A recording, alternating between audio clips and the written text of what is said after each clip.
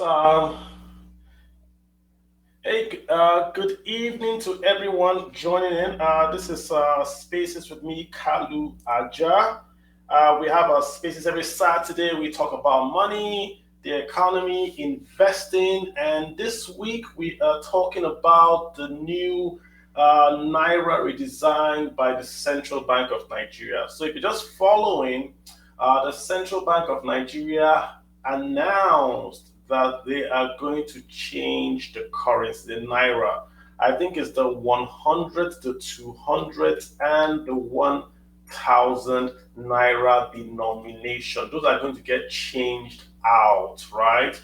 To a new design, of course. So lots of commentary about that going along. What's that going to cause? That going to be inflation, all that kind of stuff. Why are they doing it now? Is it good? Is it bad? So essentially, just have a space as usual. When we have our spaces, we talk about all things that are concerning you and how it hits your pocket. And this one really concerns you because this is literally your money. So let's just get right to it.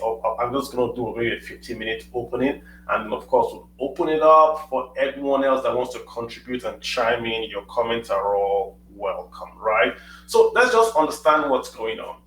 The Central Bank of Nigeria manages the naira. So monetary policy, monetary policy is under the purview of the Central Bank of Nigeria. That's their zone. That's their department. So legally they can do what they are doing. But of course, when this is Nigeria, so you're going to get the approval of this or approval of that. But this is the monetary policy, and so they can do it. So what do they want to do? The legal or the official language is they want to change the color of the currency, right? They're going to redesign it. But what it really means is that every currency out there today in cash, if you have money in the US, you have money in Ohafia, you have money in Aba, it doesn't matter. Every physical note that is out there has got to go to a Nigerian bank before January 2023. That's what it means. If that currency does not get into a Nigerian bank, it ceases to be legal tender. Simple and short. That's essentially what it is. So wherever you have your physical Naira notes, it has got to leave where it is and go to the vault of a Nigerian bank before January 2023. If it can't get to that vault, it ceases to be legal tender.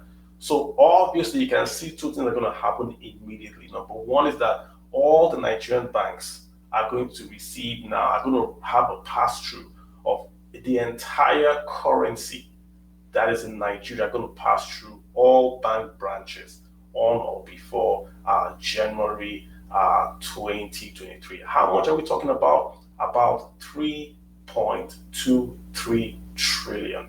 That is how much currency is in circulation, 3.2 trillion.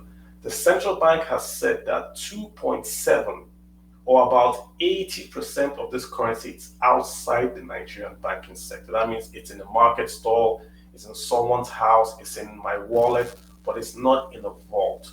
So 80% is outside the banking sector. It's got to come back into the banking sector for it to be legal tender after January 2023. If you can't get it done, that means automatically CBN is going to quote unquote destroy or reduce the amount of cash in circulation by January 2023, because clearly not everyone is going to have that currency into the banking system by that date. So clearly, the number one thing that's going to happen, money has to go back to the banks, and the banks cannot do this by January. So currency is going to be reduced. Second question then arises, if you reduce currency in circulation, do you reduce inflation? That's a good question. So I want to ask, what is inflation?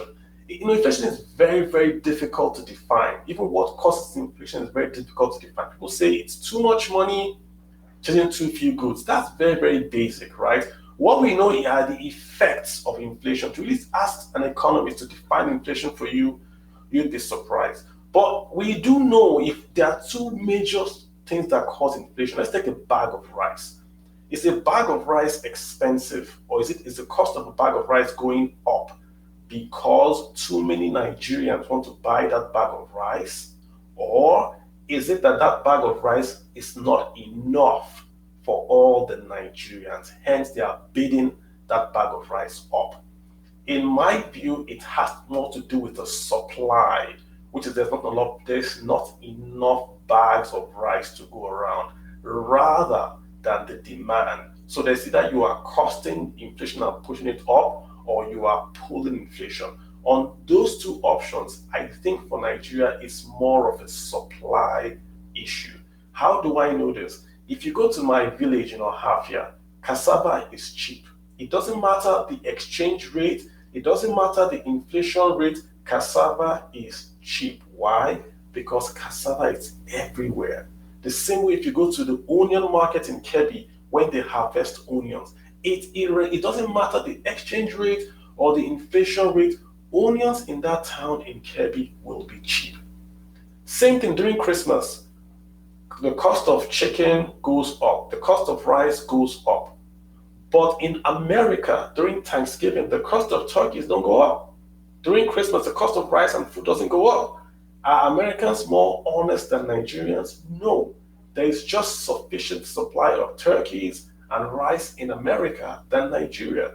So in my village, if during Christmas, when everybody comes home to Christmas, right, the cost of cassava goes up. Everything in my village, the price goes up because there are folks there with a lot of currency. So for the period of the second week of December to the first week of January, there is quote unquote inflation in my village because there's a lot of cash chasing the few supply of palm wine, yams, and goats. But once it gets to the end of January and February, all the prices go back to the real price. I talked about this in an article once about the expectation of inflation. That's really what's going on. So if you come back to Nigeria, will the reduction in the currency in circulation, that 80%, if you take it out of the economy, will inflation drop? Supply has not changed. Hence, inflation will not drop. You might find initially that there's not enough cash to purchase items. Fine, but you can write a check. You can write a POS. You can use a POS. You can use dollar. You can transfer money from your mobile banking to pay. So it's just cash that is being affected, not currency. If you want to get technical, it's just the M1. There's M1, M2, M3, even L.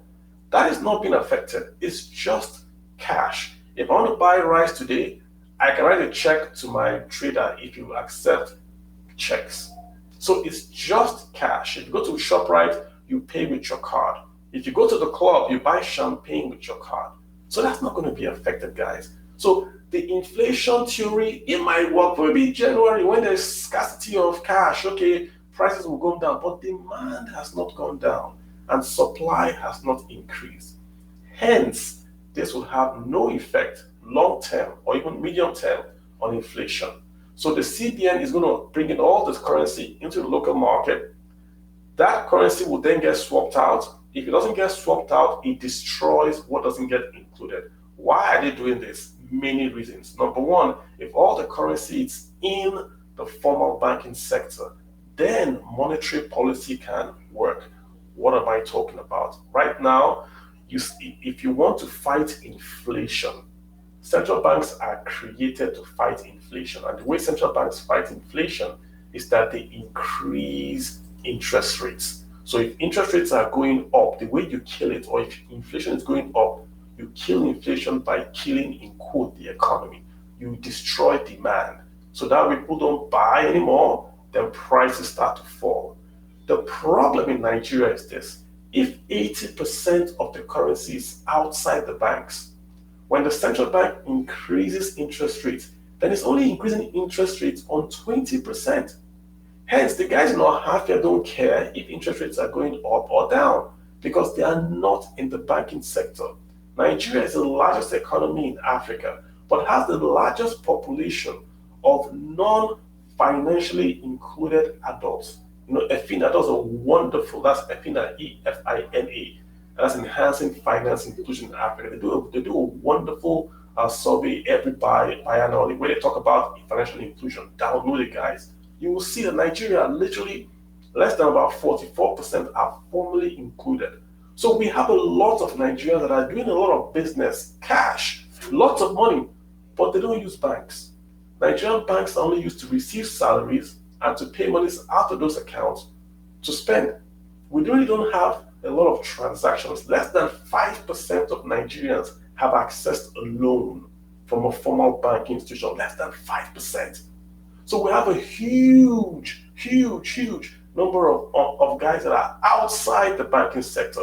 So when CBN does this, it can make monetary policy work better. So the question is this: what monetary policy does the Central Bank of Nigeria want to do that it needs everyone to pay attention?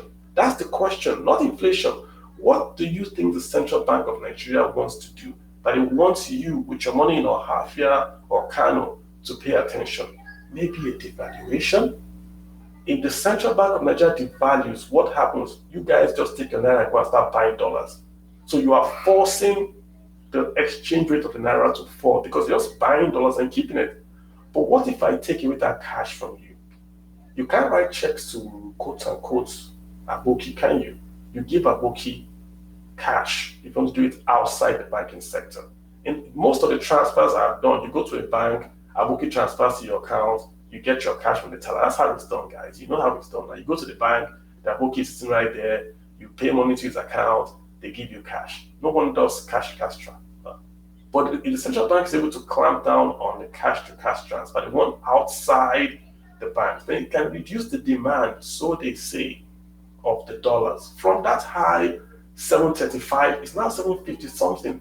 It's too high.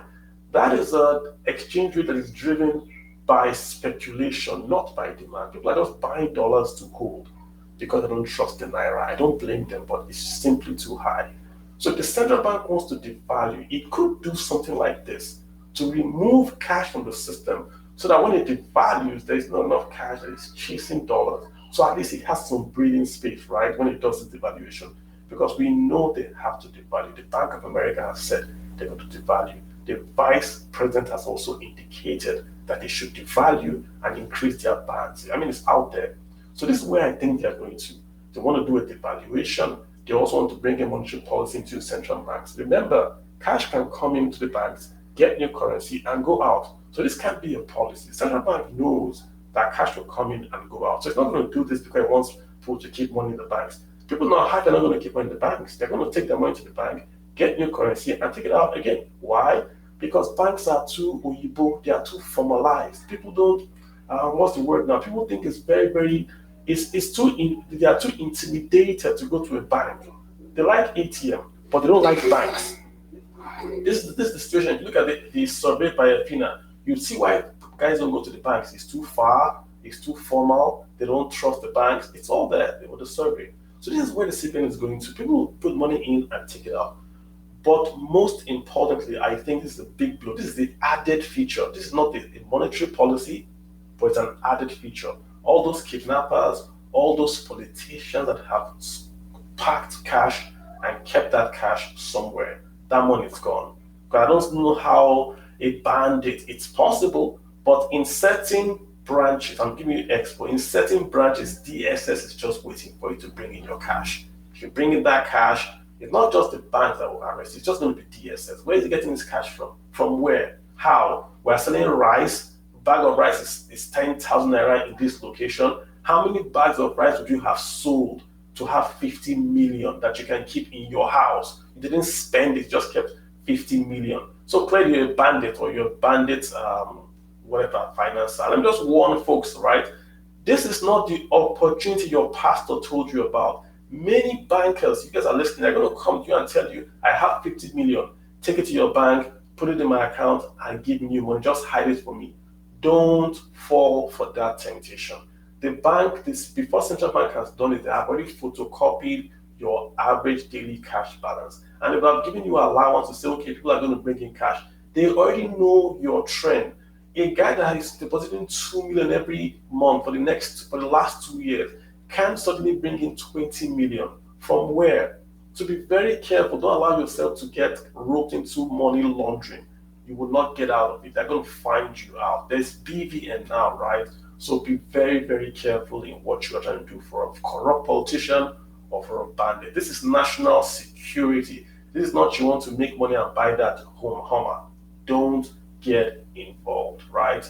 That's what I'm going to say. So in my summary, I'm going to let you guys all speak now. In my summary, this is a normal transaction. Every nation does this. The US changed their currency, I think it's 2012. They added new features to the dollar. They do this all the time.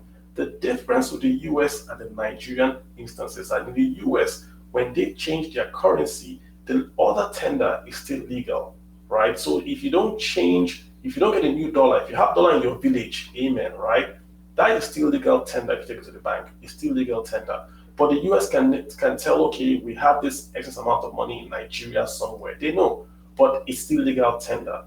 In Nigeria's case, they want to destroy currency in circulation. It's 80%. If you were Barcelona and you sold t-shirts and you found out that 80% of the shirts that are being worn by people are fake. That's essentially what the central bank is doing. What would you do if you're Barcelona? You would go to a designer, design one new jersey, maybe has one kind of design that cannot be easily copied by Abab or China. Then you introduce that new Barcelona jersey. Everyone wearing the old jersey will be laughed at. Oh, you don't have a new jersey, you're a fake guy. You want to go get a new jersey. So Barcelona makes more money because people buy more jerseys. Same thing with Nigeria, right? If everyone is in the banking sector, then the banks and the central bank can make more money. They can do monetary policy. They can keep bad actors out. This is not a big deal. Guys, this is not a big deal. All this talk you are hearing, it's not a big deal. This will not affect inflation. This will not affect money supply. It will take it down, which will even help inflation. But long term, this does not make the Naira stronger, nor does it reduce inflation long term. This is all theatrics. I support what the CBN is doing. I think they should have done it earlier and do it on a regular basis. If 80% is out there, that means 80% could be counterfeit. Why do you want counterfeit currency? So let's drop the politics. I'm not a big fan of Emefiele, but what they are doing right now is good. Clean up that money in the circulation. Why do you have 50 million naira in your house? You're either a bandit or you're a politician, and you should have no reason to keep 50 million naira in your house. Some have 50 billion somewhere in various houses, right? So you shouldn't have that amount of money in your account. All right, guys, so that's my talk. Let me add all the smart folks that want to talk, see if they agree with me or don't agree with me. Let's see who's going to be the first. All right, guys. Let's see who we got. We got son of Dio_Black. Go for it, bro. What's happening? Dio_Black. You've got the mic. Let's hear you talk. All right. Let's get Ibrahim. Ibrahim, how are you, sir?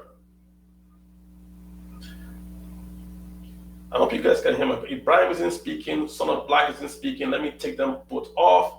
Let me get to Best for Life 02. Is it me? Hello. Hey, how you doing, sir? Go ahead.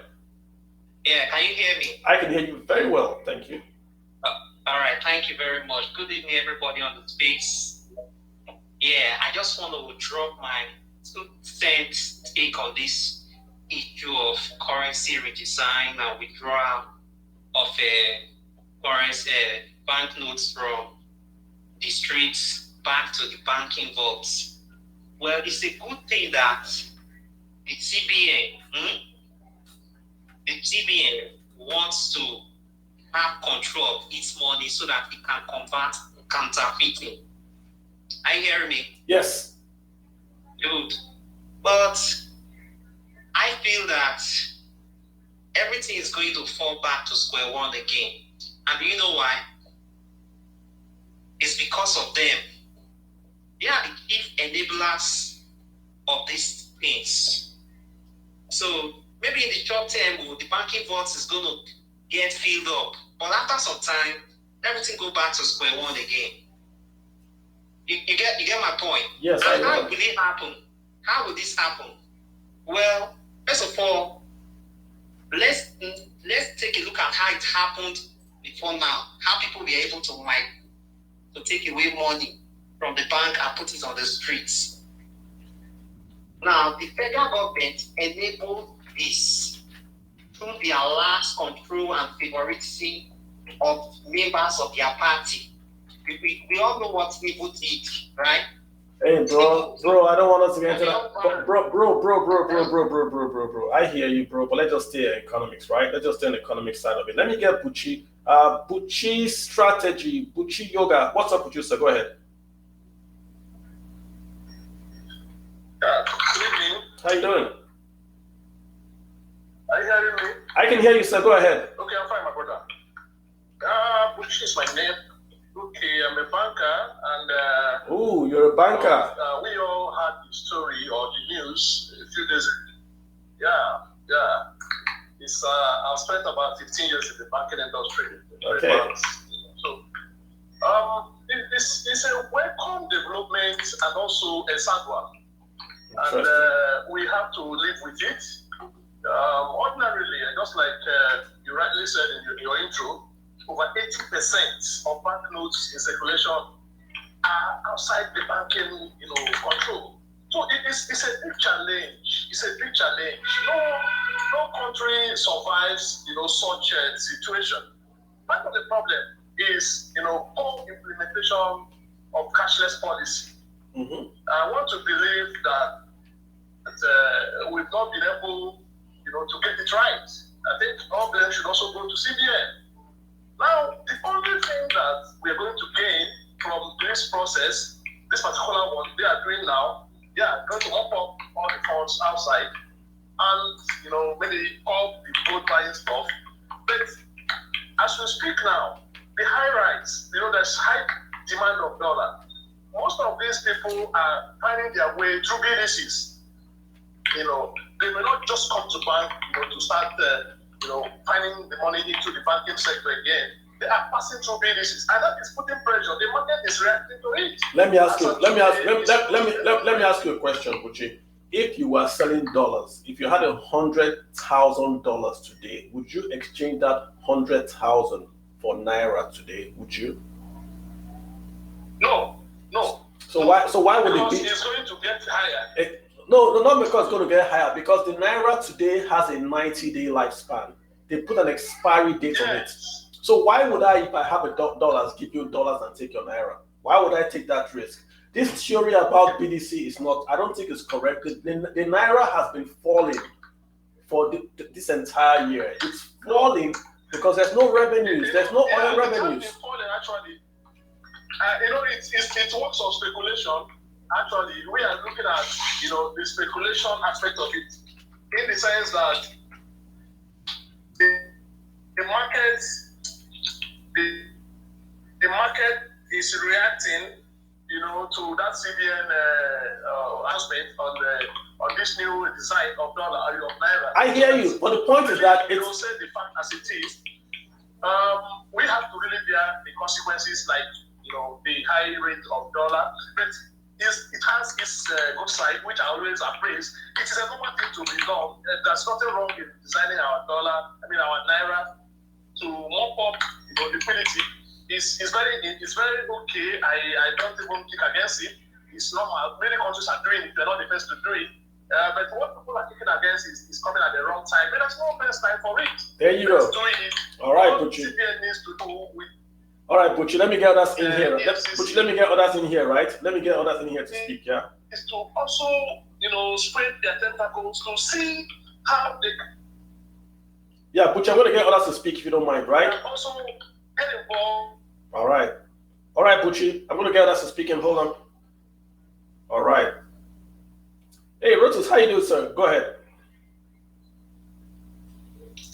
Yeah, Carlo, you already made my point. You already made my point for me. This whole, and thanks for this, another very good space as usual. But yeah, you took my points already. This whole narrative about the dollar, or rather the Naira losing value because of this decision, which BDC is going to take that risk of taking in truckloads of cash that is going to expire and will trigger money laundering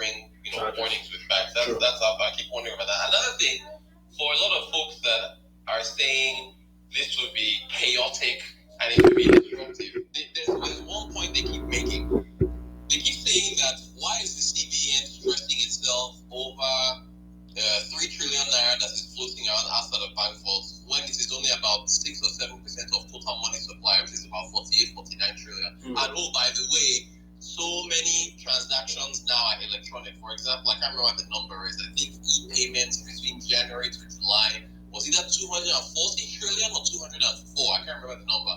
So that very argument, I feel that the very argument people use is saying that why they're stressing themselves out and that this is such a small percentage of total money supply. And anyway, we are moving more towards electronic payments. I think that argument also suggests that the argument that there will be chaos is overblown because so many electronic payments are already in the market already. So thank you.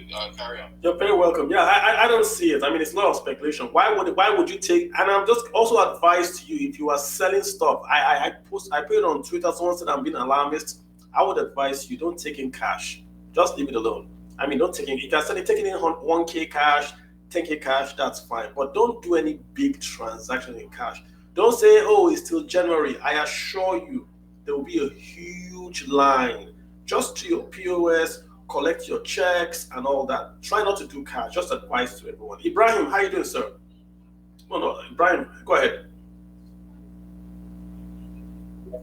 Ibrahim, you're a speaker. Go ahead. Just unmute and speak. Yeah. All right. Hello, good evening. Hello. How are you doing today, sir? Hello, good evening. Hey, hello. Go ahead.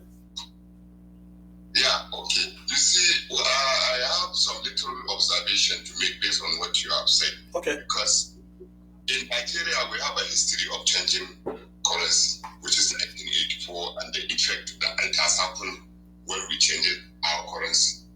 You see, you not just come and sit down at home and feel, okay, I needed to change currency because I wanted to affect some certain number of people because they have still money from Nigeria or because you wanted to make sure that those money that are dumped at home are taken back.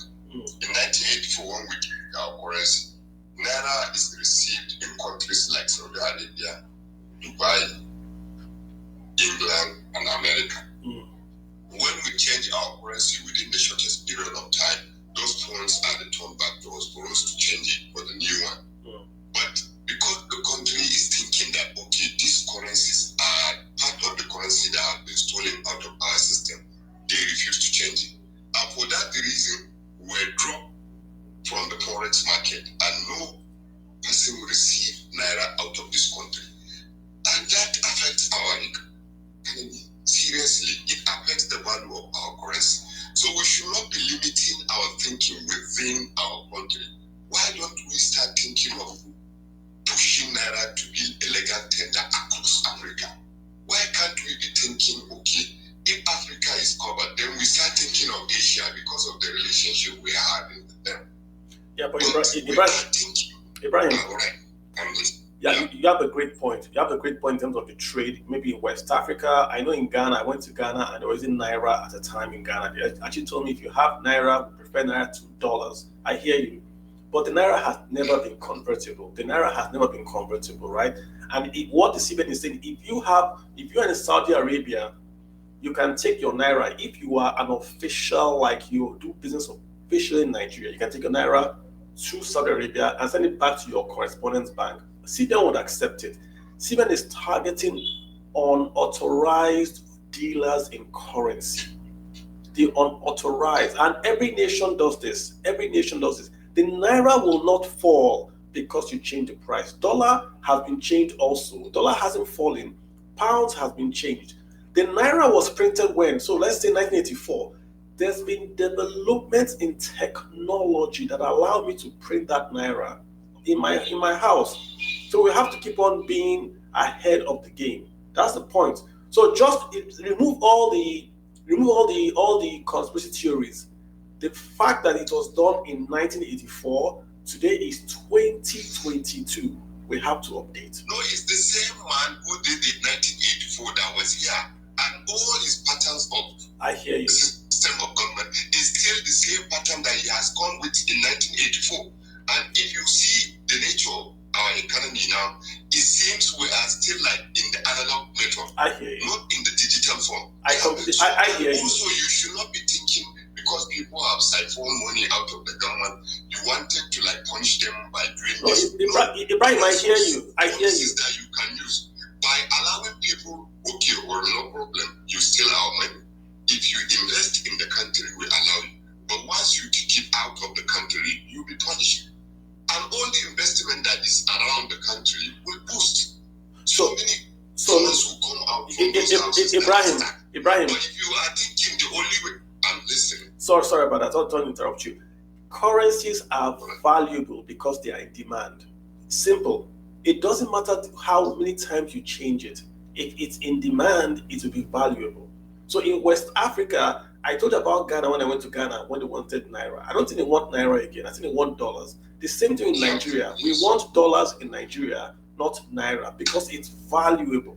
So it doesn't matter the change, the color, how many times. The Naira has lost value because we don't export. It has to do with CBN. The changing is not the main concept, but the target. It doesn't matter the target. The reason why you are changing is the most important thing. If you are changing it because some people have stacked in funds in their house, you are not making a point. Okay, Brian, I hear you. Let's get other thing here, Brian. Our lifestyle. How will it stop us from going to strike? How will it improve our road? How can we get pipe-borne water in our houses? How can we also get a very good health care? Even in the villa now, you cannot be able to boost up the standard health care. So how can we change our policy so that it will be able to help us get all those things fixed? All right, I think that is what we be concentrating on. I hear just thinking of somebody has still 1 trillion is stuck in his house that we would punish him or we would do something to make sure that we target him making those money to be trash or something like that. Okay. I think the most Ibrahim, I have to get others in here. Ibrahim, I have to get others to speak, right? I hear you. So I have heard, let's get others to speak in here. But again, just to make the point, Ibrahim, if I take you off, it's because I want to add others speaking, not because what you're saying is good or bad. Just to show you understand. And just to know, guys, this is a monetary issue. Corruption is an add-on. Corruption is a jara. Fighting bandits is a jara, but this is a monetary issue. Let me get Omi. Omi, Twitter, go ahead, sir. Omi, you got the floor. Yeah. Hello, good evening, Kalu. Thanks for having me. Yeah, I appreciate the fact that you mentioned that it's a monetary issue. But if I can recollect vividly, right from when we're being taught in university, let me remember the course now, History and Structure of Nigerian Economy, they will tell you that it's 80% of Nigerian currency outside banking vault. It has always been like that. It has always, if anybody read economics and you probably went through that course, you believe me that it has always been historically 80%, 80-something%, and so on and so forth. So hearing it in 2022 again that 80% of the currency is out of the circulation, I am not surprised. So, and I think even the central bank had this premonition about 2 years ago or thereabout. They started what they call account opening week. They were trying to reduce the unbanked population, expand the net for the unbanked, and encourage all the other banks to open accounts for to go to the hinterlands, the villages, and what have you, that they should get a lot of people to open accounts and get them banked so that monetary policies can be effective. So I really don't know if maybe this particular policy, it's a fantastic policy, quite all right. It's very, very good. It's going to reduce corruption. It's going to, the fact that it's even punishing those whoever has been successful in money laundering and stacked our currency in a septic stand or buried it or wherever. The fact that it's addressing that particular problem, it's a major plus for me. But I would have preferred if it is expanded with additional policy to probably watch the influx of heavy cash into bank accounts, watch the BDC, the licensed BDC operators, watch how people move dollars around, watch how they buy inflow of USD and stuff like that. Then watch even the property market, what people are doing. So that we can actually nip this corruption in the bud. I hear you. So I know a lot of issues will still come up. Yeah. I'm an early speaker, quite all right. So no, Omi, I the mic and listen to other speakers. Thank you so much. Thanks so much. I mean, and again, the point is that if I was in EFCC, right? If I was in EFCC, this has made my job easy. All EFCC has to do today is to go to all the banks, get their deposits in last quarter, then open up an Excel sheet. Everyone that deposits more than 5 million, put their name on the Excel sheet. End of story. End of story. You can literally now track everyone, because what we're seeing is that from January 2023, every cash in circulation has to go to a bank. Every cash. So they made your job easy. But of course, Nigeria will come. They will target this person, or they'll target politicians, or they'll target Yahoo boys and leave these ones. They made your job easy. So let's get to it. Let me get Olivia. So here, where did you go to? Okay, let me get Salt. Salt, go ahead. Go to the floor. All right. Good evening, Mr. Carl. How are you? Good evening, Space Fine. I would have loved to listen all to, but I just want to throw this question. Like, how cost effective is it to redesign the Naira? Based on the fact that we know how poor we are as a country right now, and we basically borrow everything, go to fund budget and everything. I hear you.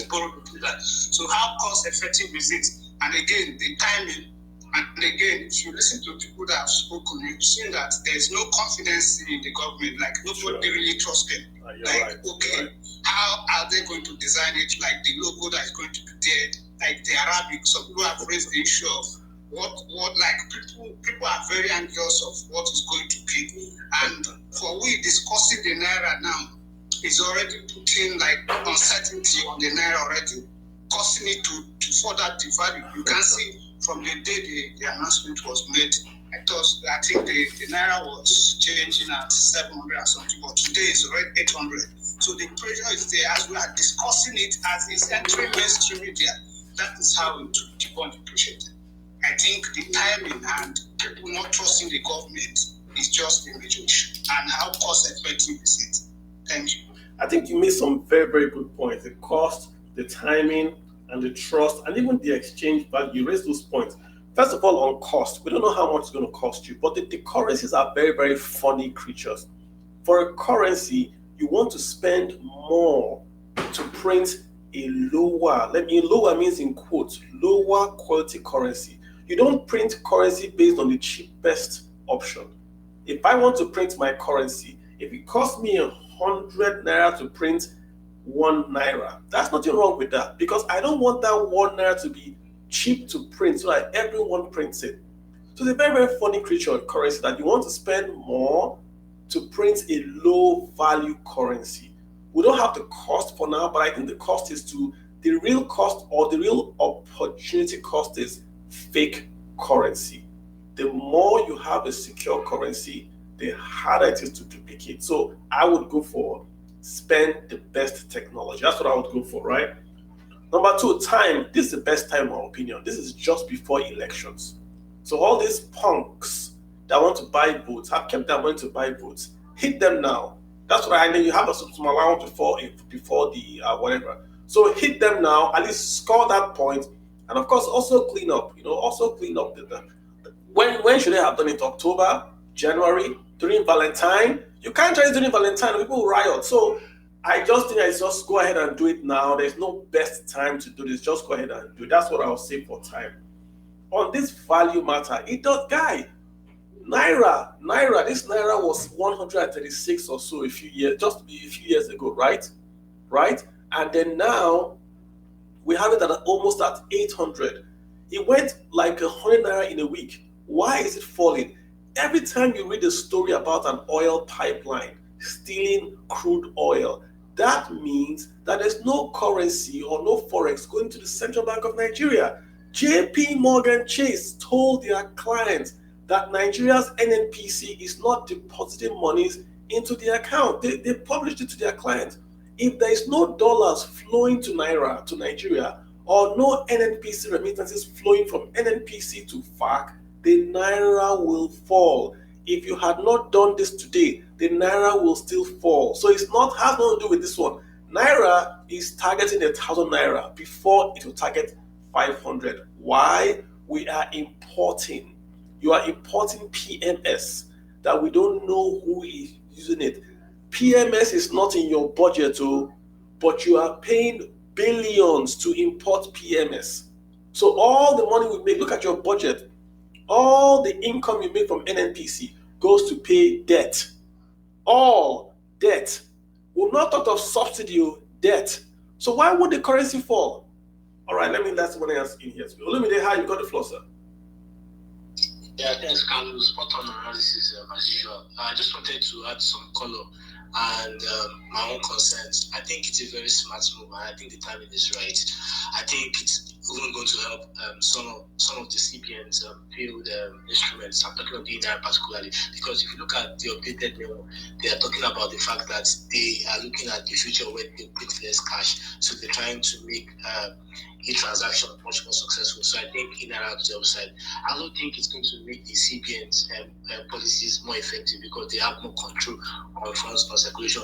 My concern, Carl, is just that the timing in the sense that I pray they don't extend it, because naturally we expect that they won't get all funds back.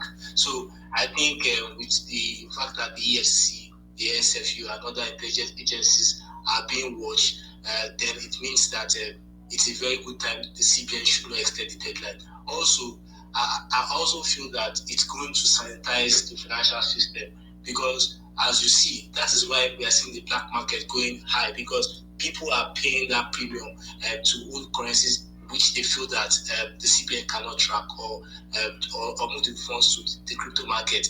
And that is also coming at a price, because definitely when the CBN devalues, and when we see real price value, definitely the overvalued black market rate will definitely come down. And that's my take, Carl. Thank you. Thank you, Lumide. I mean, I hear you. I mean, once you extend this sucker, the whole exercise fails, and the confidence will fall. And I'll be the first person to come back on this space and blast the CBN. I heard the Minister of Finance yesterday saying she's not aware, they should think about it. She's not supposed to be aware.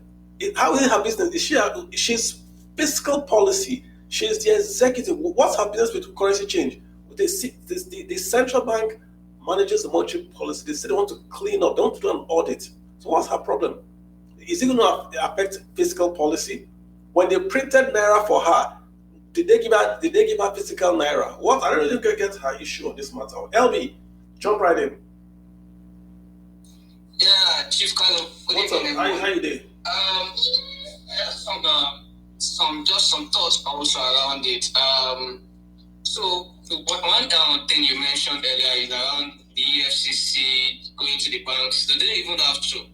One of the cool things CBN has with NIPS is NIPS has data, serious data about transactions, daily, real-time data. If not real-time, at least a day plus one for transactions happening between interbanks and both foreign and local transactions. So they already know what you are getting, they already know what's coming in. Even without the whole restriction on Forex, they know there was circular being passed around the banks about limits that someone should get into the bank. Someone should be able to export actually in terms of dollars. So EFCC didn't even need this before they could start clamping on irregularities in inflow of money into someone's account. If your audio is gone down, bro. Your audio is down. Is it better now? Yes. Awesome. So they don't need to try and put their seat into all banks. They can just use the NIPS for all these things that they need to do, because by the time this whole bringing the money back into the bank starts, there are services built by NIPS to handle to track transaction inflows from all banks. So that handles that part for them. Where I feel one of the other things I think is happening right now, why we are all concerned about what CBN is doing, is because of the anyhowness in quotes about what CBN has been doing so far. If not, logically, this is a good thing by any CBN all over the world when they try and they put funds back into the system and control flow. But because of the anyhowness that's been happening in CBN, people just don't. Even if they do a good policy right now, nobody gives like a hoot about them, right? So if we don't, we will not even be able to easily open our minds to understand what they want us to do. So the other concern about whether it will affect FX, I agree with you. It's not going to affect it. Our Naira is going to drop whether this policy comes or not, because there is pressure on most of the things we do affect against the dollar in Nigeria, but we don't want to accept. Most people don't want to accept it. Everything we use affect against the dollar. Our mobile devices, they are not produced in Nigeria. They affect against the dollar. The typical Igbo man in computer village use dollar in quotes to get his laptops and gadgets that you buy. Where does he get this dollar? He doesn't get it at the interbank rate. He gets it at the black market rate. And every time there is demand for these things, now see everybody is poor in Nigeria that they don't need funds. All right, bro, your audio is back again. LB, thanks. I think you made your point, right? Let me move on. Your audio is going in and out. So, I mean, thanks for the point you're making. I think the main point I got from you is trust. I think this is where CBN has failed. People don't trust the Central Bank of Nigeria. You know, I'm not a fan of Emefiele. I don't trust him as well. He ran for politics. He did not increase rates fast enough. He used the office of the CBN to chase federal office, which is illegal on its face and morally repugnant in just saying it. So I don't really trust him, but this is a good thing. But I think the issue he's facing right now with this policy is trust. No one trusts him. Dr. Taiwo, how are you doing, sir? Good afternoon. How are you doing? Very well. Go ahead. Go for it.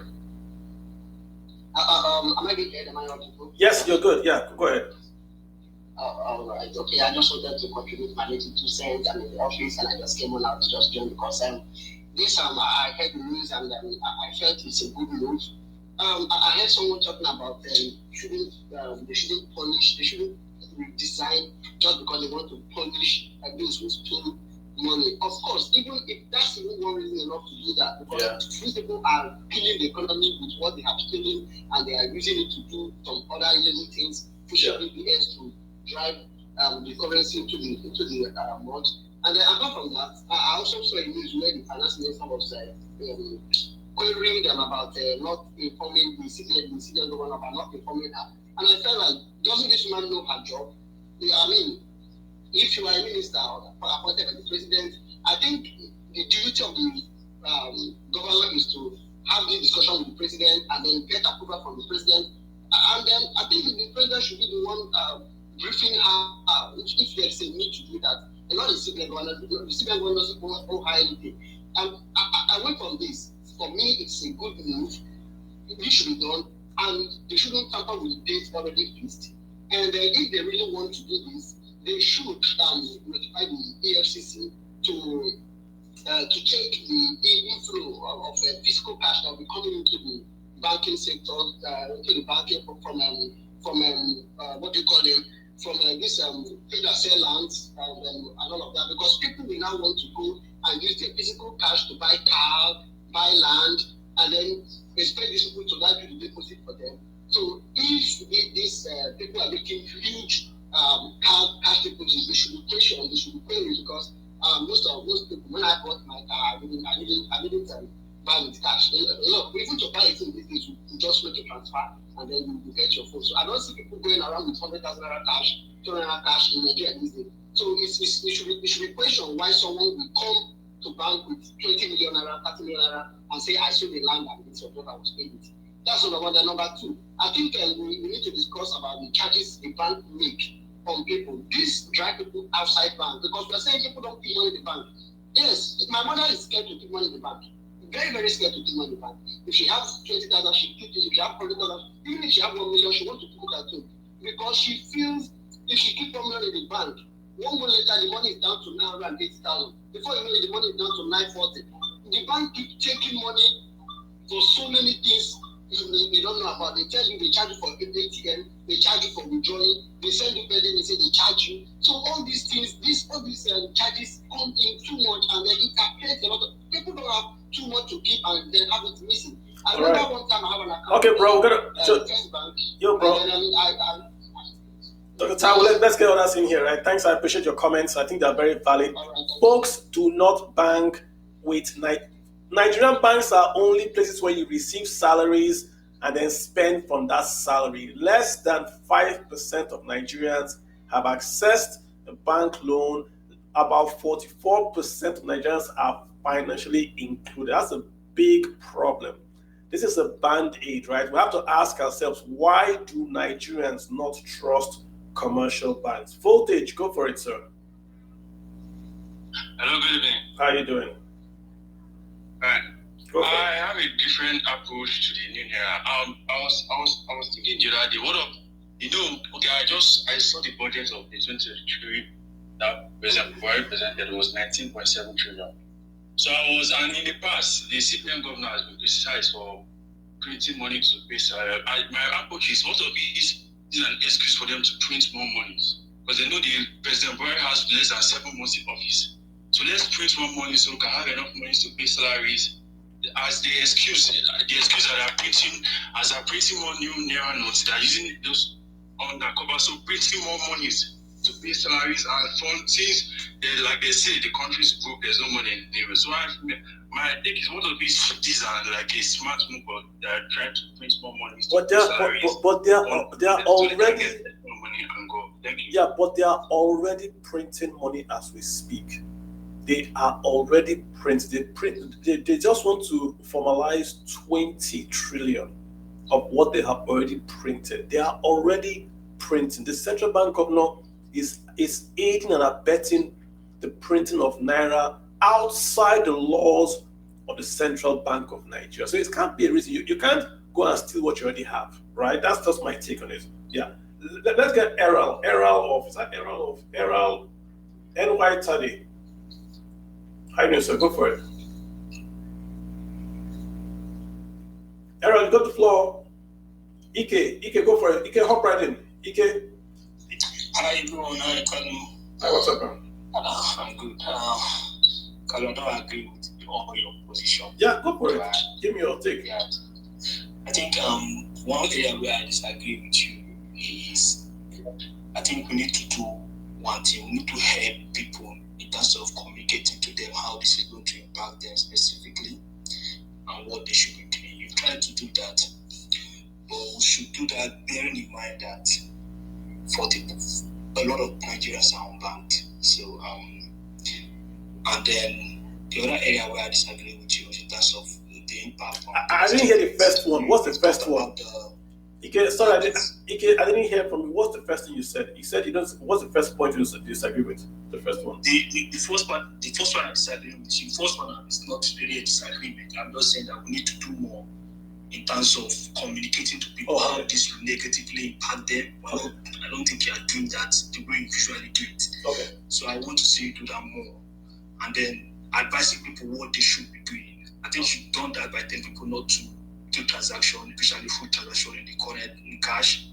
But they should be doing more in terms of how we try to communicate to people what they should be doing. Like what I've told my friends is to basically convert all your cash to dollars.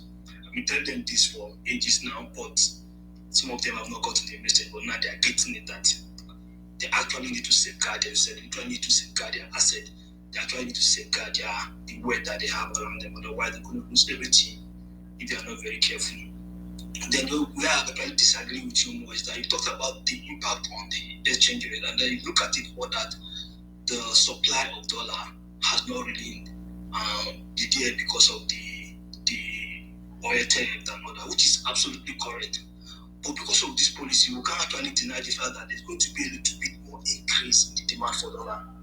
So I don't know if it's going to be material enough, but clearly from what you see for the past 2 days, whether it's speculative or not, it's actually having impact on the exchange rate. So we all know that Naira is going to 1,000 very soon, and we all are going to go there. So just to balance the argument a little bit to say yes, the reason why Naira is weak is fundamentally because we are not generating enough dollar. But then this policy has actually increased the demand, because there's no way you're going to tell me that there are people, I'm told you that tell my friends to convert their cash to dollar. And And then one aspect again that I wanted to make clear is that because I grew up in the Northeast, I'm from an Igbo family, so we used to trade. And at some point, I can argue that I was in a market where basically all the vegetable oil, let's say 90% of all the palm oil that are consumed in Bauchi State, country in particular in Bauchi State, and my family deals with that.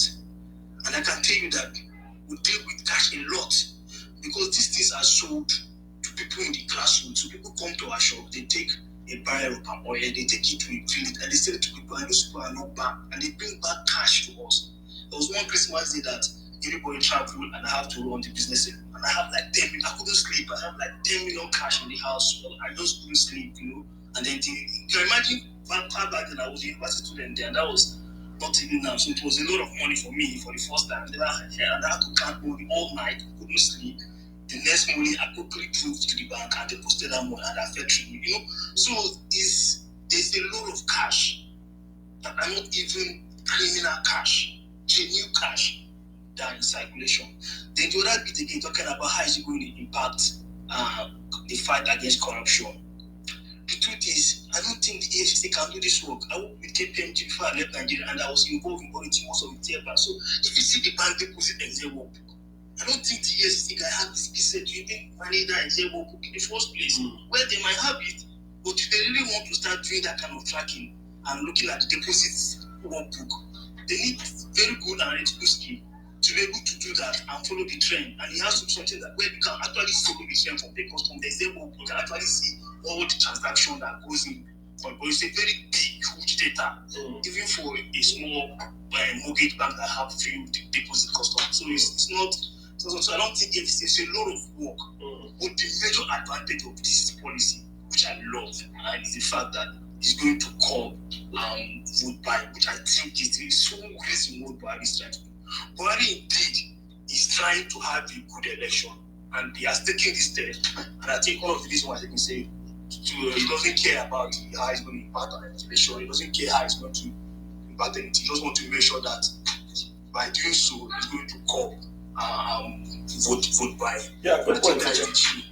And there's something, just one last point before I go. I think one place that will also be able to be naive is to think that the criminals are among us that do money laundering cannot get their money back to the system. Well, history is a beautiful thing. This thing has been done in India. And those guys in India, they know those people that do money laundering, they will get the money back. At the end of the day, 99.3% of all the cash out of India's system were back in the vault. So these guys, they know what they are doing. They will get their money back. Whichever way you look at it, they will find a way to get it back. And the criminals among us, they know how they do their work. I eat my God bless you. Thanks, Ike. I mean, some good points there. The exchange rate, clearly, this policy clearly is going to have an impact on the acceleration of the depreciation of the Naira. That is clear. But the point I make is this: the Naira is depreciating on its own. It's like you throw a rock off a 100-foot tower. Then as the rock is falling down, you then add a small rock on that rock falling down, and then say, this is my small rock, is making this big rock. No, gravity is pulling it down because there's no income. With or without this policy, the Naira is falling. There's no supply. That's what's really going on, right? Number one. Number two is this, to your point about the cash economy. I think that's the real cocoa. The problem is this cash economy in Nigeria. I go back to the United States. A house member was arrested with currency in his fridge. It was proceeds of a bribe. Why did he put the currency in his fridge? Why didn't he take it to a bank? Because you cannot in America wake up and go and deposit large cash sums into a bank. It will be flagged immediately. And in that environment, they do their job. They will look for your tax records and then they will do their job. Al Capone was jailed for tax evasion, not for murdering, not for prostitution, tax evasion. All the EFCC has to do, pull an Excel sample. You have to make people be afraid. There's no way you can do 100%. Do 10%. Pull an Excel sheet, right, of deposits of cash. Go to FIRS, pull the tax returns. Compare the tax deposits to the tax returns. It will give you a story. How come you're only making 100,000 a year, but you have 20 on the bank account? Issue a best of judgment ruling and go to sleep. That's what IRS does not track every American, but they do their audits, and everybody is afraid because they may audit you. Nobody's scared of FIRS and EFCC. This is their chance. Every cash in the system has got to come back. Go and set your traps. I'm just being patriotic, guys. Sorry. Corruption is a big issue. Buhari wants to go out on a high by doing good elections. We shall see. But if it's going to stop bandits, kidnappers from keeping cash at home, I'm all for it. Skill sets, I agree with you, UK. If you don't have, you don't have. I mean, skill sets are the key thing here. If you're just looking at Excel sheets without the ability to interpret that Excel sheet, man, why are we employing you? Hey, Malik Kuti, how you doing, sir? Go for it. Malik, you've got the floor. Good evening, everyone. Yes, thank you very much. Yeah, so your summary initially has pretty much covered the basics, so I'll just be adding a few more. But a quick comment to the last speaker. ESS has got the skills. That's why they pay them well. If you look at parastatals from federal government, they are the ones who are well trained, and they have to pay them well. So you have EFCC, you have income tax, and a few others like that. Because if you don't pay them well, then private bodies will snatch them away from you. So let me rest that. So I like what the CBN is doing, and your points are valid. Like I said, yes, the announcement may have triggered a little bit the pressure on the Naira in the dollar market, but Naira has been falling on its own, and it's still going to fall until we balance what we are earning. Yes, there are many people who keep their Naira out of the banks because the banks are stressful to use for many people, traders and many not so literate people. And that's because Nigeria needs the opportunity, because when innovations are preceded with regulations often kill the innovation, and that's why M-Pesa is really successful in Kenya, and mobile banking has not really lifted off in Nigeria well. Maybe with the PSB licenses that are issued now, we may get something that is different and better to be able to serve the people that can't go through the stress that banks give people. But in summary, I like what the CBN is doing. I like the additional points that will come in for this move that is going to happen. And another quick point again is people need to understand that we have banks, they keep money, but they don't just keep people's money. It's a system where people who have the money can put it in a bank, keep it for some interest, and the banks can hold that money and lend it out to people who go into businesses, and then they make businesses and make more money, and then they pay huge interest on what they lend from the banks. That's a system that makes the economy to also grow. So when you have more than 80%, like CBN saying, out of the banks, then the economy won't grow the way it should grow as with regards to the monies that are supposed to be in the system. Thank you. Thanks, Malik. Thanks for kicking that show, Malik. Olawale Adebiyi, how are you doing? So go for it. You got the mic. Thank you very much. I'm also trying to keep it short. I think I agree that there are some valid reasons for CBN to take this initiative, and I think my own concern is really about execution. I think these are where we have a lot of challenges. Is when we have a good idea, when we execute, that's where the problem begins. So for the timeline, trying to keep the timeline very short, how is it going to affect people trying to go and deposit the money? Are the banks able to handle that volume of cash coming in to the system? And I think that's where we always tend to fail, is we have ideas, we rush to implement them, and it has a much more adverse effect in the long run. So I think that's where my challenge is. How does CBN see this playing out between now and January 31st to get all that cash back in the system? Is it impossible? And what are the potential downfalls? I don't know if anybody has gone through that process and trying to figure out how does this actually look in real life? Do we think we can actually get this done? And if we don't think in this manner, a lot of times we end up in a situation where we exacerbate the issue and we create a situation where we can't resolve it in the long run. So we keep going down this tunnel, and it's never ending. We just keep doing the same thing over and over again. So I think that's my challenge, is how much do we think of execution before we come up with these ideas? Yeah, I think great point, Lawale. And then that's why I advise folks, I've advised you, if you are selling stuff, try to avoid cash. Forget all this is till January. It's going to be messy. It's going to be messy. Let me just give you an example.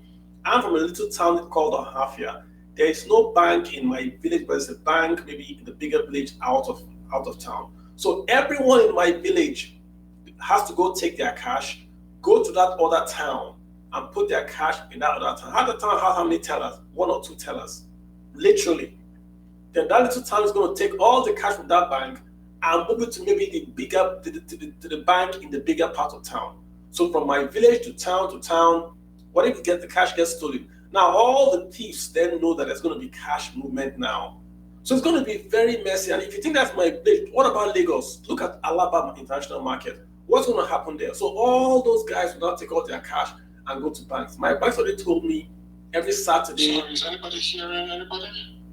No. Oh, sorry about that.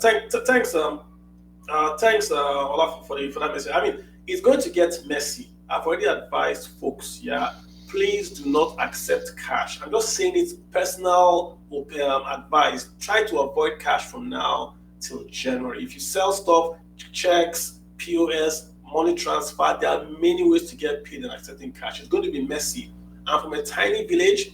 There is no bank in my village, but there are banks in town. So everyone from my tiny village is going to go take their cash to that big town. That big town has maybe 1 or 2 tellers. The time the town comes alive during Christmas, they're going to take that money under security threat and then go to the bigger town to deposit. Think of Alaba International Market. How much cash is there? They're going to move that cash from Alaba, those stores, to shops, to banks in that store. So, man, it's going to don't avoid cash. That's my advice to you on this space. Forget this January thing. It's going to be very messy. Try to just do your money transfer, mobile banking, all that kind of stuff. St. Augustine de Porres, Austin Bob, how you doing, sir? Please keep it short. Yeah, Carlo, good evening. Good evening. And to everyone on the space, good evening all. I think that since Murphy became CBN governor, this is about the only policy he has enunciated that makes sense to me. The man has been so funny. But you know, the challenge I have is how people have reacted to this policy. Because you can't run an economy with 3 trillion outside the bank votes. It's crazy. Yeah. And you know, our country is a very funny one. People putting money in sockaway pits, in GP tanks, elections are coming, blah, blah, blah. But me, I don't even want to look at all those funny aspects. I look at the monetary issue vis-a-vis so much money outside the bank votes, and I think it's a good one. We should not be in a haste to lampoon it. Yes, maybe he has his own issue, you know, with what he has been doing recently. But I have a question, Carlo. Please help me. Is there going to be any direct correlation between this redesigning and domestic inflation? Because I consider the fact that with what they've done with the ways and means, you know, pushing so much money from the federal government into the local market, there should be issues from there. And I always remember what you say about how dollars does not, the scarcity of dollars does not affect the local woman bringing yam from a half year. And I agree with you completely. So for me, but the only puzzle I want to solve in my head is if there's going to be any knock-on effects, inflation-wise. Thank you. Yeah, I just think that I made that point at the very beginning. Inflation in Nigeria inflation generally is two causes, right? Either there's too much demand, so that then prices get bid up, or the supply has fallen, which then causes folks to also bid up, right? Nigeria's case, I think, is a supply issue. Rice is expensive because there's not enough rice in the market. So if you take away the currency in Nigeria, or you even introduce currency in Nigeria, if you don't introduce small supply of rice, there will be inflation. So this would actually make inflation fall in the very, very short term, because there's going to be less cash. Cash is being destroyed. Remember, if you don't have that cash in January, it's going to be destroyed. If that cash is destroyed in January, there's going to be less cash available. But remember, you can buy rice with a check. You can buy rice with POS. So is that really going to get an effect? I don't think. I think it's overblown. This whole thing, to me, in my view, is overblown. People are just making lots of. I don't see any. Think about it. If 80% is out of the economy, then what's it really doing? I remember a long time ago, I saw a story where the guys that were burning the old notes didn't really burn them, but were taking out those old notes to spend. So I think the guys in the mint, their job was to burn the old notes, and they were taking these old notes out of the mint to buy property and the rest, old torn notes, and Nigerians were accepting.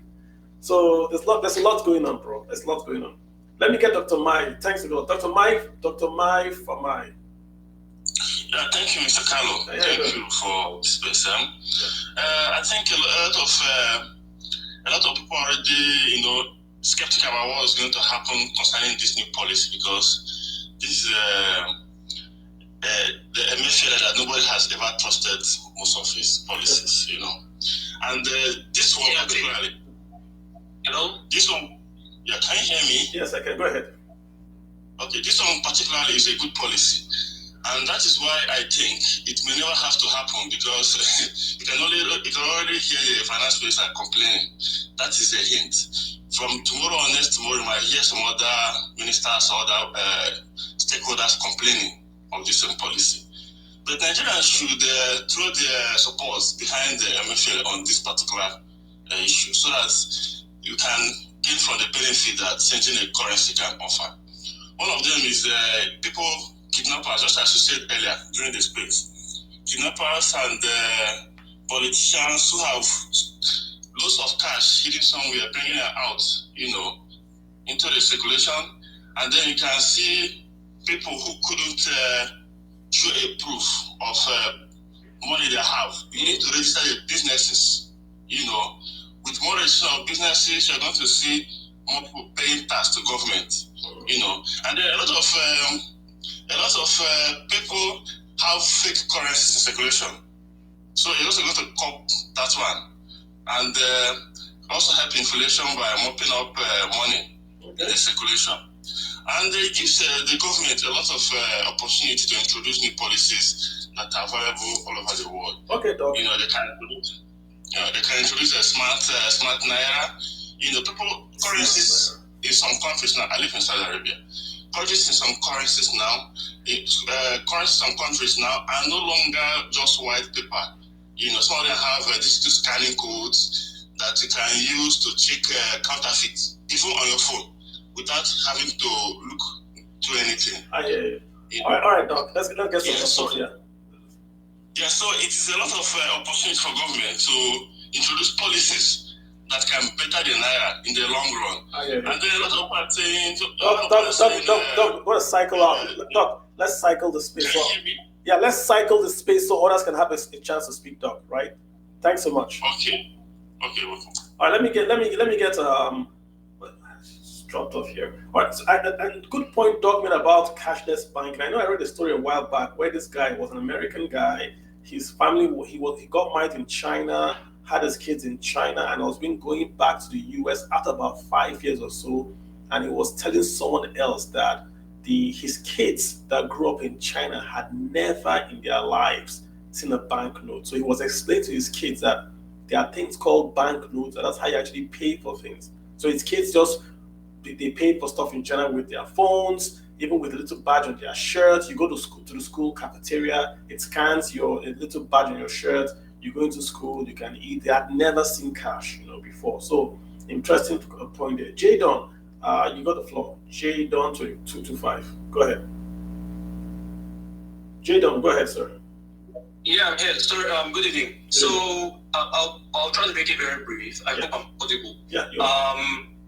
As it goes, I guess I should just say disclaimer up front. I'm not very knowledgeable when it comes to finances, economics, and all that. So I'm deferring to somebody else's expertise here. There was a tweet I saw on the TL from Sir William, whom I consider to be a sort of expert. So I'm going to read out the tweet now.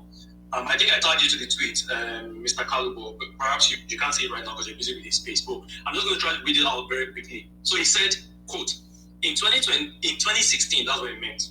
In 2016, India redesigned its currency in a demonetization scheme to fight inflation.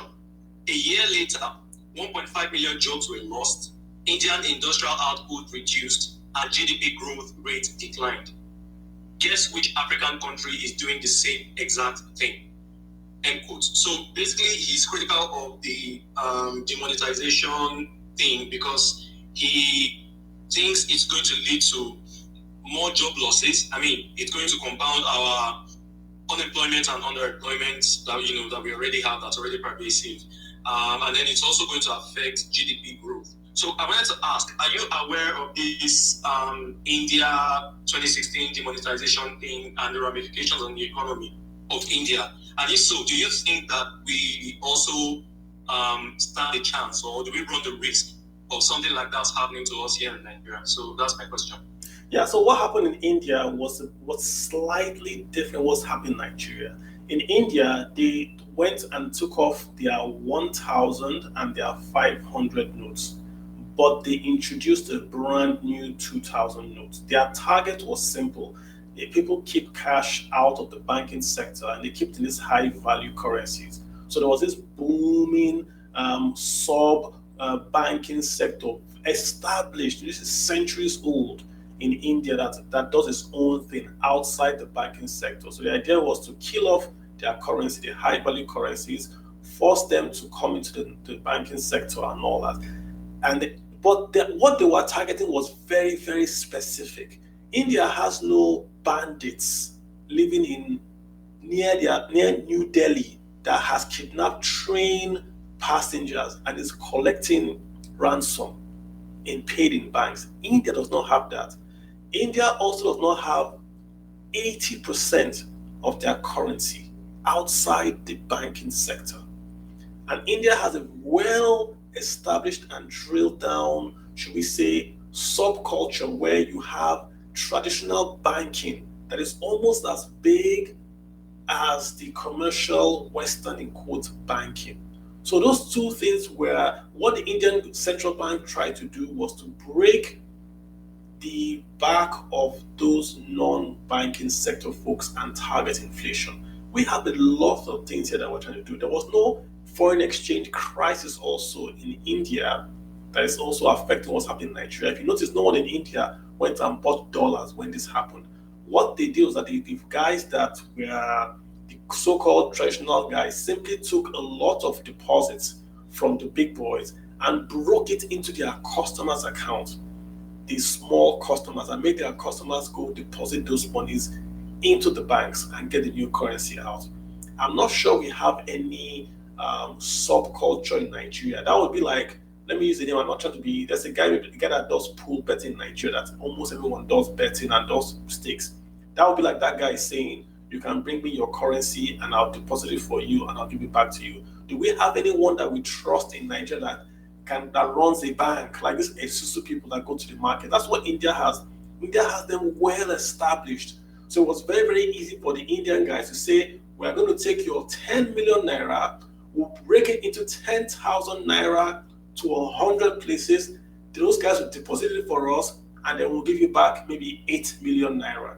They laundered the money for them. We don't have that sort of framework in Nigeria.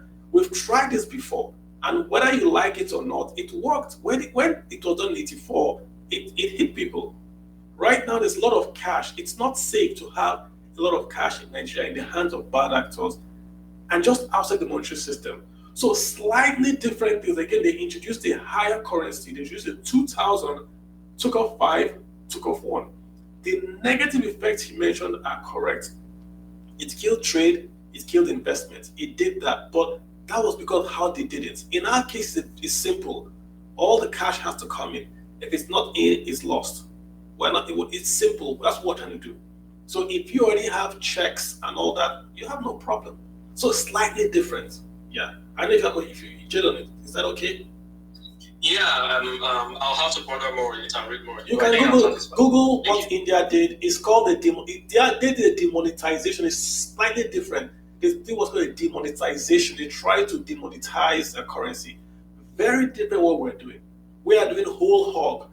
We're just going to take that high currency away and bring a new one. The same exact denomination, just a different color. So that tells you the clue of what Nigeria is targeting. We are targeting hoarders of the existing currency. India wasn't really targeting hoarders of that currency. They wanted to actually get those folks to come into the banking sector.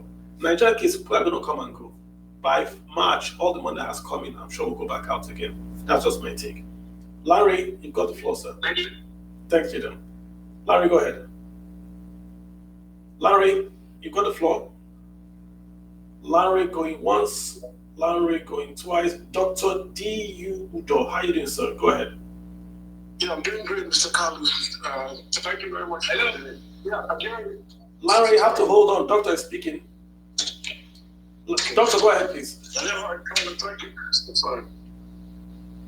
Okay, yeah. So I really like what you are doing today, and I want to agree with the speaker before Jaden when he mentioned that the Minister of Finance is already complaining. Yeah, I think that is what should happen when the policy is going right. You see, I believe that the central bank should maintain its independence. The central bank is not answerable to the Minister of Finance, the government central bank. Yes, they can work together in the government, but they should maintain their independence. Even though I'm not a fan of Gobert Emefiele, I think he has been very incompetent. He has been the only central bank government in the last 10 years to have a second term. Those that didn't want to even have much better than him, but well, he has a second term. That's okay. But I agree with this policy, and I think that there must be a difference between the monetization policy that the central bank is trying to run, and they should be excluded or isolated from the economic policy of the federal government.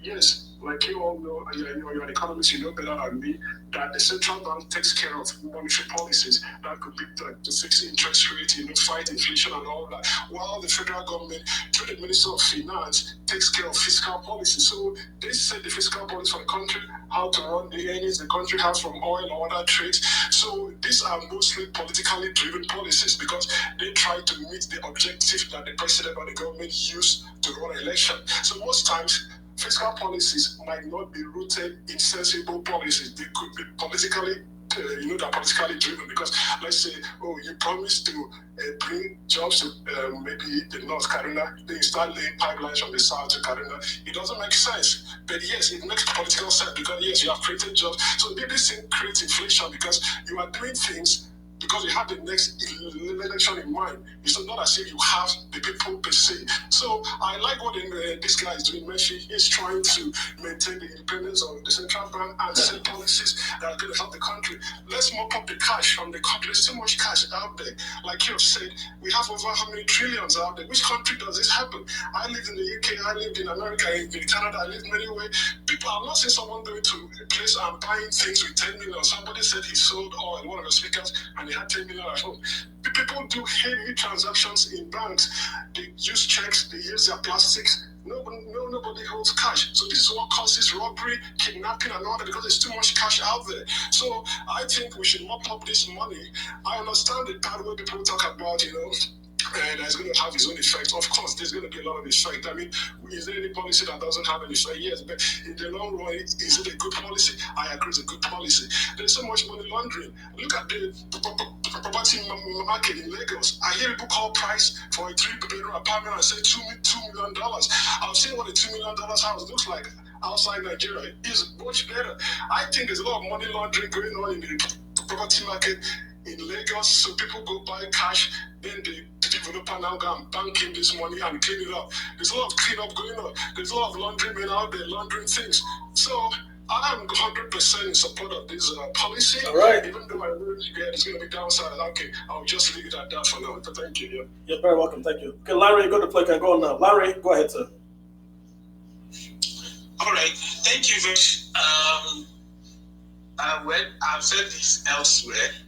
And I must quickly say this, that for me, I'm not convinced at all for all the reason given by the Central Bank of Nigeria. For me, basically, what I suspect is going on is that the redesigning of the Naira is basically targeted as removing what looks like an Arabic word on the letters. Has anybody even wondered why the 100 Naira note was not included? I believe the reason why the 100 Naira note was not included was because the Arabic, what looked like Arabic has been removed from 100 Naira. So we still have what looks like an Arabic, which is Ajami anyway. The one looks like Arabic is still on the 200, 500, and 1,000 Naira notes. So hold on, Larry. It was actually written. Larry. So the reason why the 100 100 Naira note is not included because it's a low value currency. If you want to keep a billion, you keep your billion in 1,000 Naira, 500 Naira. So if you target those high currency, that's where the cash is being kept. It's being kept in the high denomination notes. That's why. No one keeps 1 billion in 20 Naira notes. Does that make sense, Larry? Not you. I can hardly hear you anyway. However, I know I will just finish. I will just round off now. See, for me, it's not going to add any value, a single value to the Naira. That's one. Number two, the idea that people kept money so that they will bring it out to the kidnappers and anything. If any kidnapper collect any ransom today, they will go to the bureau de change, change it to dollar. Some of them will use it to buy gold and keep it as store of value. It has nothing. It has no economic benefit whatsoever. If you Larry, write today's date down. By the time you see the new redesignation, those words Ajami, it would have been removed because it's actually written in Hausa language for those Hausa speakers. Same thing that what you have on the Nigerian Army logo. It is written in Arabic, which is in Arabic is just a language. Okay, Larry, I gotta cycle. Let me cycle out to Islam. Okay, absolutely. There are so many Christians, Jews that are speaking Arabic in Israel and elsewhere. Thank you. All right, Larry. Thank you so much, Larry. Let's get Sense Logic. You've got the floor. Hello. Hi, Kalu. How's it going? Very, very well. Thank you. Awesome. Yeah, I really have to commend you for creating a platform where Nigerians particularly can discuss monetary, policy, fiscal policy, and exactly how the macroeconomics of the country actually work. So I think it's a good thing. Now, I have been trying to really put myself together and make constructive deductions, if you will, off of this policy, because I am honestly disgusted by the policy.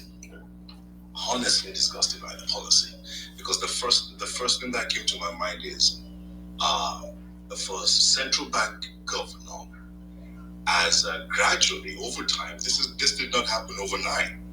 Okay, has gradually seen excessive cash to the tune of 80% outside of its balance sheet. He's watched that happen. He has watched that happen. How are we not calling? And I'm not saying this, literally. How are we not calling for his head on the streets? 80%. You saw that happen. You watched it happen. And the question now becomes, what exactly are you trying to solve? In my humble opinion, this is grappling at straws. I don't know if they're trying to give some people contracts, and I don't really care. But what I care about is the average Nigerian living under $1 a day. Okay, and what the effect of this is exactly going to be for that person. This like many people have mentioned on here, it's going to be messy before there's any good at all. And it's just very sad. For example, we're talking about the kidnapping economy, if you will. So if people get kidnapped in a country that's basically walloped with violence, and then the people that are meant to pay the ransom don't have the currencies that the kidnapper, or the denominations that the kidnapper required, what is going to happen to the people that are kidnapped? The central bank has... Okay, I gotta calm down a second, because you were talking about, I believe it's the infrastructure, the monetary infrastructure of how you keep out have more than you earn.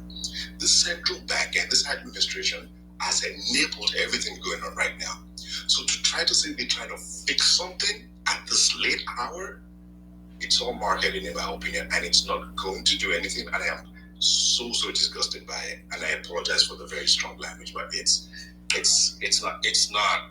I don't get the point of it. I don't get the point of it at this point. It's going to, and I think many people have also mentioned it, the Naira does not change, or the dollar does not change, in respect to the Naira. The Naira changes in respect to the dollar as the global trade currency. So you're going to have less of the money, you're going to have less of your money, and you're not going to be able to purchase more of the money that actually makes your country run. And what are they thinking? You're not going to have enough money to buy the dollar that makes your country actually run. I don't understand what this guys are thinking. Yeah, I hear you. I hear you. I hear you. So logic, I hear you. I think let's put it this way: without this policy of redesign, everything you have said about the economy would have still happened. The central bank is not independent. It's printing 20 trillion plus for the federal government. The Naira is losing value. There's inflation in the street. We didn't raise rates and all that. So this would have still happened, even if we had the. So hence, I'm sort of like removing that redesign and putting it somewhere else. That's what in my mind I'm trying to like take away, because the central bank has been a disaster. I mean, look at the, like you said, the exchange rate. Look at the monetary numbers. It's crazy. So it's like there's a little bit of sugar in the center of a big pile of shit. That's what's going on. But you got to take the sugar, right? You crawl through that, and that's really how I see it. So I agree with your point, but it is what it is. Right? I'd like to end by just paraphrasing you real quick, because I believe you said something that's super, super cool, and I'd just like to, paraphrase / quote you. And you said, the Central Bank of Nigeria is aiding and abetting the printing of the Naira outside of the legal frameworks that enable it to do so. Sure. That is alarming. I expect the biggest protest out on the streets, but hey, if people don't understand how the macroeconomics work, it is what it is. So thank you. You're very welcome. Thank you so much. I'm only Chico. How you doing? Good morning, good day, good evening. Good evening, Prof. Good evening, everyone. So I want to thank the last speaker. I think he just echoed a lot of thoughts I have.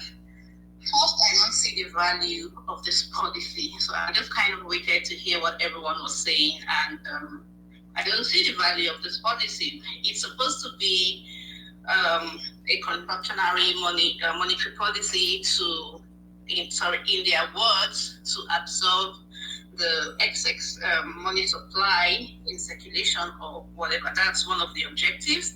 Another is also to try to bring the money that has been saved over time into the bank, and then try to track money supply going forward.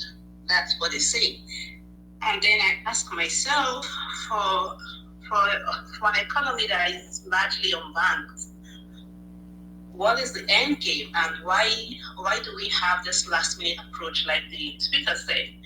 For me, if the central bank really wanted to do something about this, they should have done a gradual process whereby they would have increased bank reserves and then reduced daily cash limits. So when you have banks having to increase their reserves with the central bank, so not reserves in the vault, reserves in the central bank, and then you are reducing the daily cash limits for both individuals and corporations, then we might have something close to the objective that the central bank wants to achieve.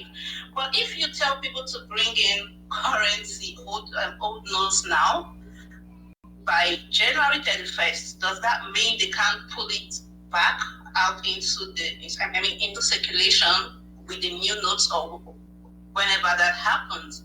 So for me, I really don't see the essence of this, and not to talk of the cost of actually printing notes. I think it was either you or someone who shared recently the cost of printing notes in Nigeria. It's not cheap. So that's also a cost associated with this policy that shouldn't even happen. And one thing you also mentioned that I liked is that we're not doing enough to actually reduce the number or the level or the percentage of the unbanked population. We have a central bank governor who is trying to clamp down on fintechs that are, in a way, trying to increase access to banking operations outside the traditional banks.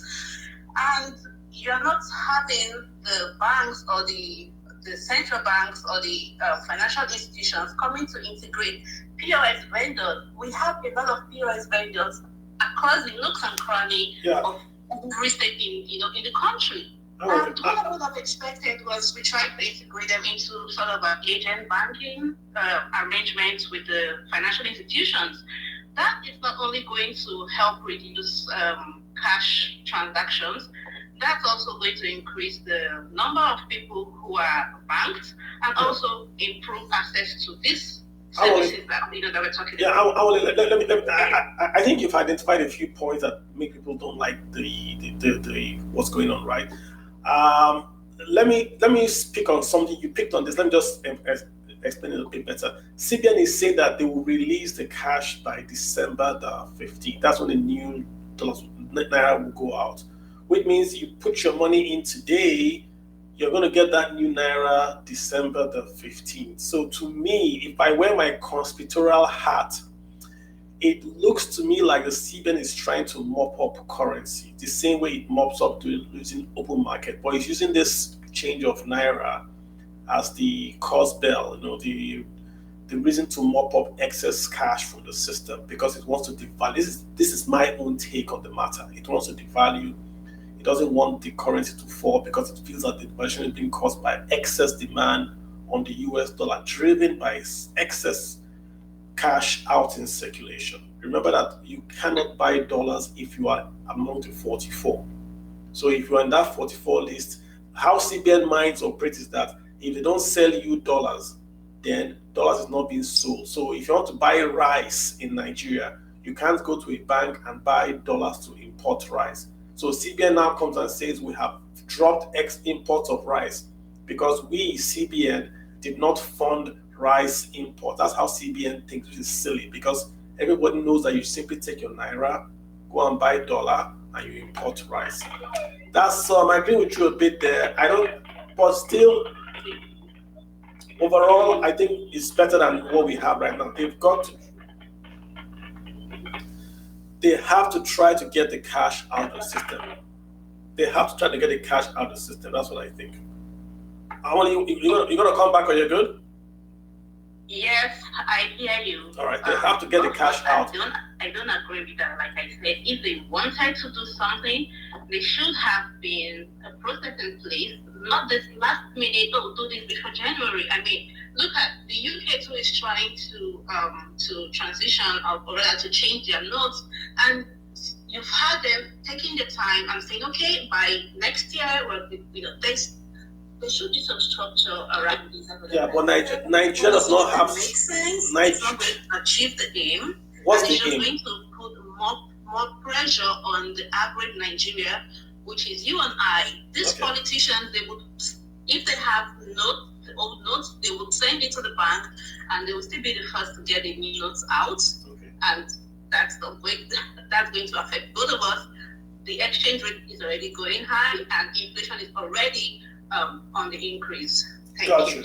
Thank you so much for that. I hear you. Abubakar, you got the floor. Mike, go ahead. Abubakar going once. Abubakar going twice. All right. Let's get Mr. Peter. I've got Peter. Peter Ezechi Emeka. Please keep it short, sir. Thank you. Okay, good evening.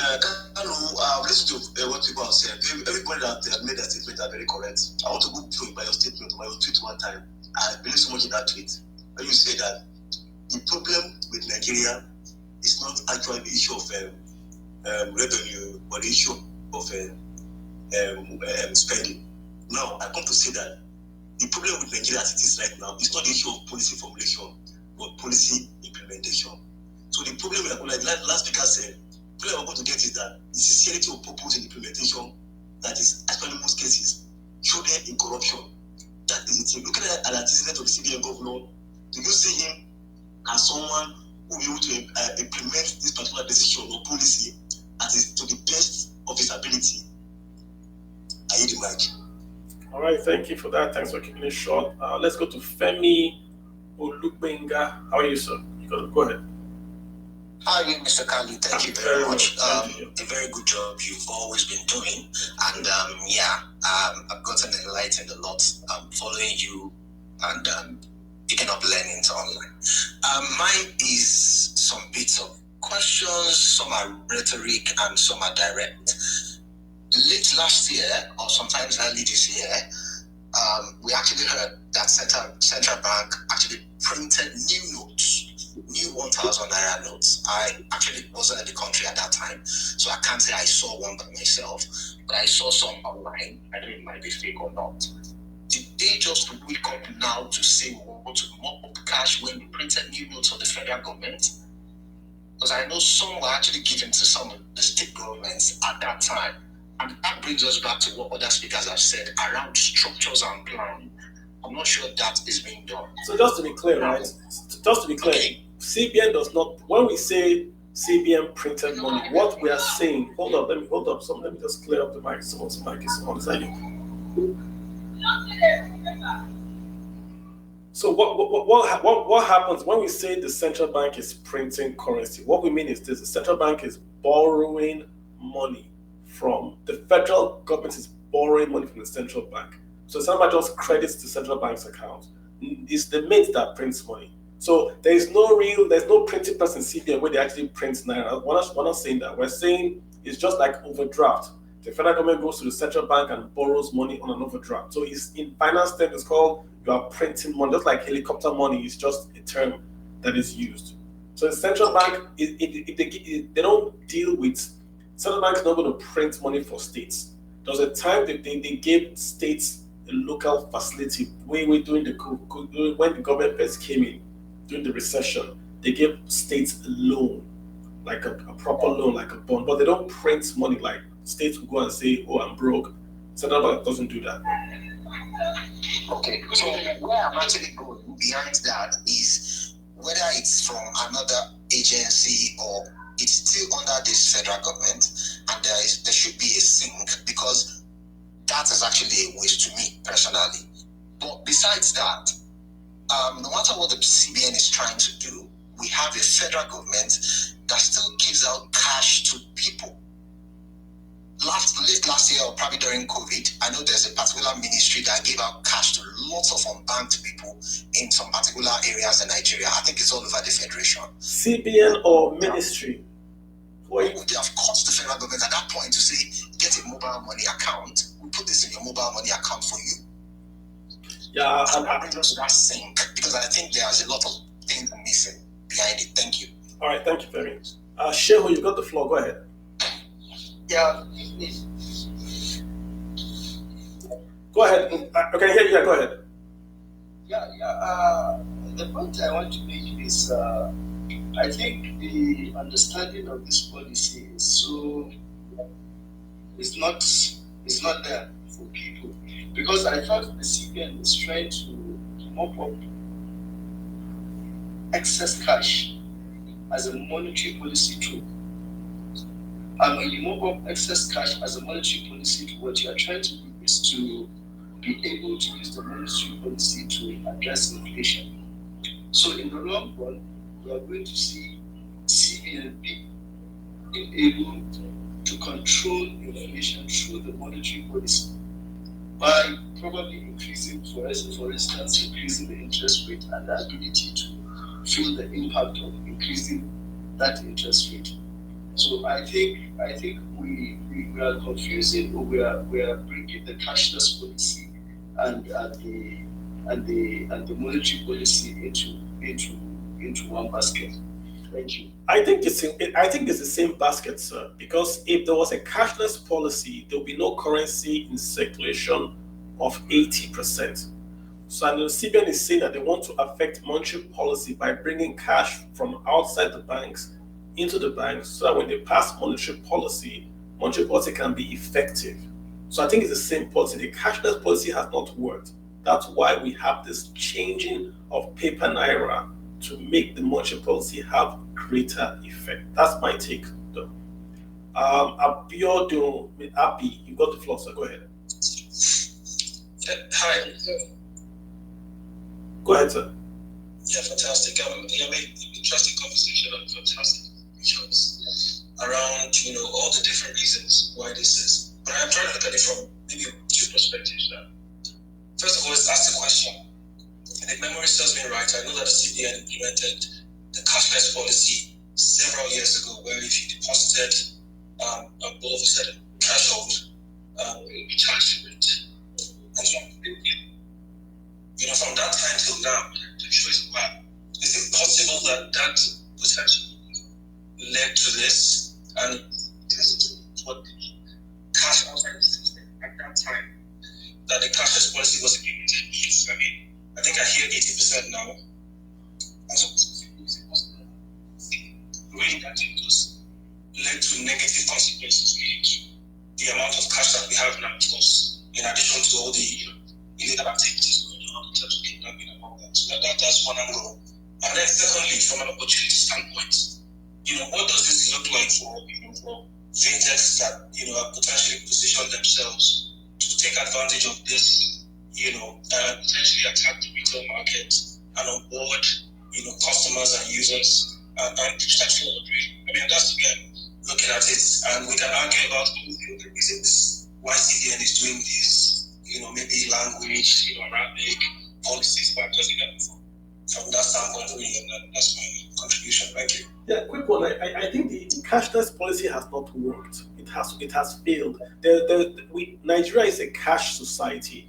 We've tried to do cashless because it's safer, it's more efficient, it allows the central bank to control policies better. It hasn't worked. Nigerians don't bank. We have a lot of banks in Nigeria. We have a lot of banks in Lagos. But look what those banks do.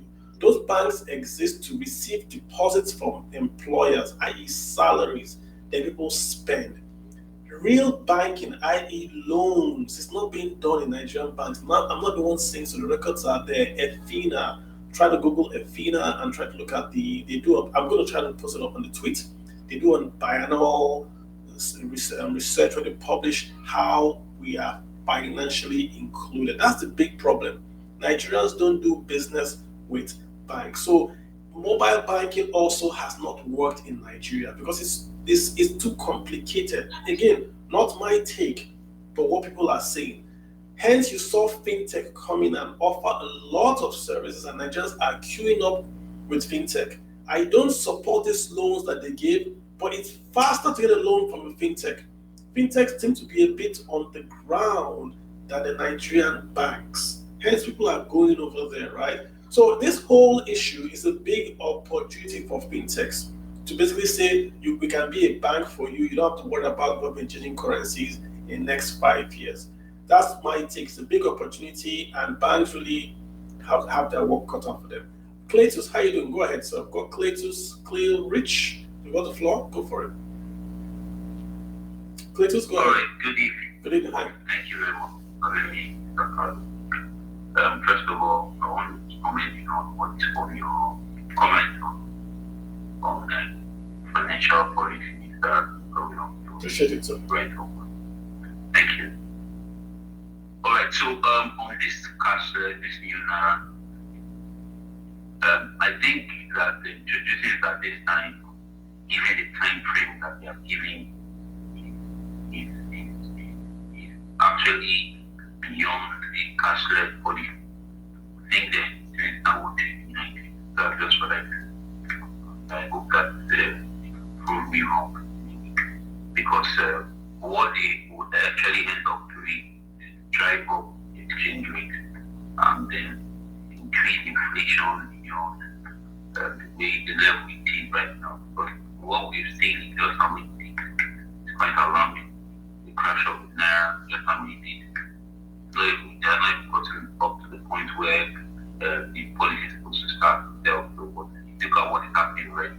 And if this continues, I don't know where we'll be next 1 month. So I just feel like this has to be stopped. What has to be stopped? I don't think I got you. What has to be stopped? The new Naira notes that they're trying to introduce has to be halted, and it has to be well planned before being implemented or before being announced.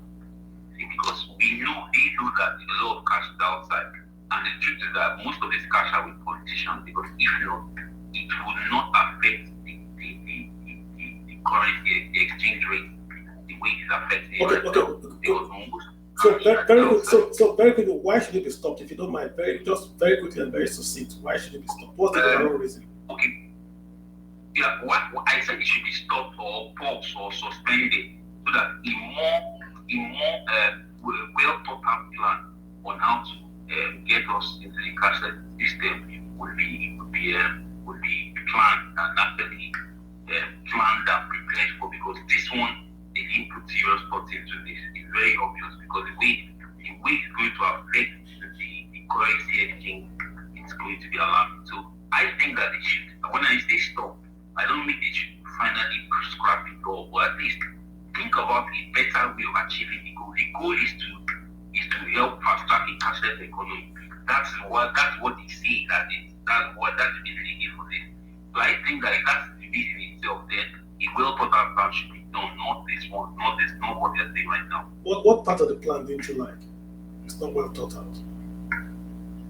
Okay, for starters, the time frame they gave for the mock-up of this old Naira very short, and it is costing a lot of people. Instead of depositing those funds in the bank, they are changing it to the dollar and changing our black market rate. And we know that the exchange rate in Nigeria is not the official Fed rate, the black market rate, and that's going to drive a lot of inflation, because at the end of the day, a lot of importers import with the black market rate. They get their dollar from the black market and they purchase goods from the black market, and it will in time affect the price of things, thereby driving inflation to levels that we've never seen before in this country. Yeah, but my take is that it can't be too long to have people to exchange now, because you defeat the purpose. You are catching people unawares, so that the bad actors can't go more pop their funds and change. That's the whole idea why it's short. If you extend it, then it loses the effect. People can have the time. That's what. Then let me ask you this. If this continues, what if people happen to because you've seen already what happened. But if you actually go ahead with it, do you think that the dollar will later come down? Is that what you think? The dollar rate is not going down because of this policy. The dollar rate has been going down for 4, 5, 6 years. Yes, it is. But when you look at the rate of change as it is between the time that this announcement was made within this short time, I think it's going faster than it has ever been. It's going faster because Nigeria has no revenues. If you know anything about numbers, if a shop tells you that all the revenues the shop generated went to pay their bills, not NEPA, went to pay their bills, maybe they went to pay the bank POS. So the shop has no money again. For the shop to pay you a salary, they have to go borrow money. Would you invest in that shop? Definitely not. That's what's happened to Naira. We hadn't heard in our lives since Nigeria was created that the entire revenues of the nation, the largest economy in Africa, cannot service the debt. We've never ever heard it. Even during the austerity of 1983, when we had the IMF and all that, we never had heard this. Never. So now we're hearing that the entire nation, the total revenue generated, cannot even pay the interest. Forget about roads and salaries. The budget we have published for 2023 is a budget of borrow, print, and spend. So when you hear that, the currency in Naira is no longer the store of value. It's simply a means of exchange. Hence, it has to fall. Yeah. I hear you, Cletus. I get it.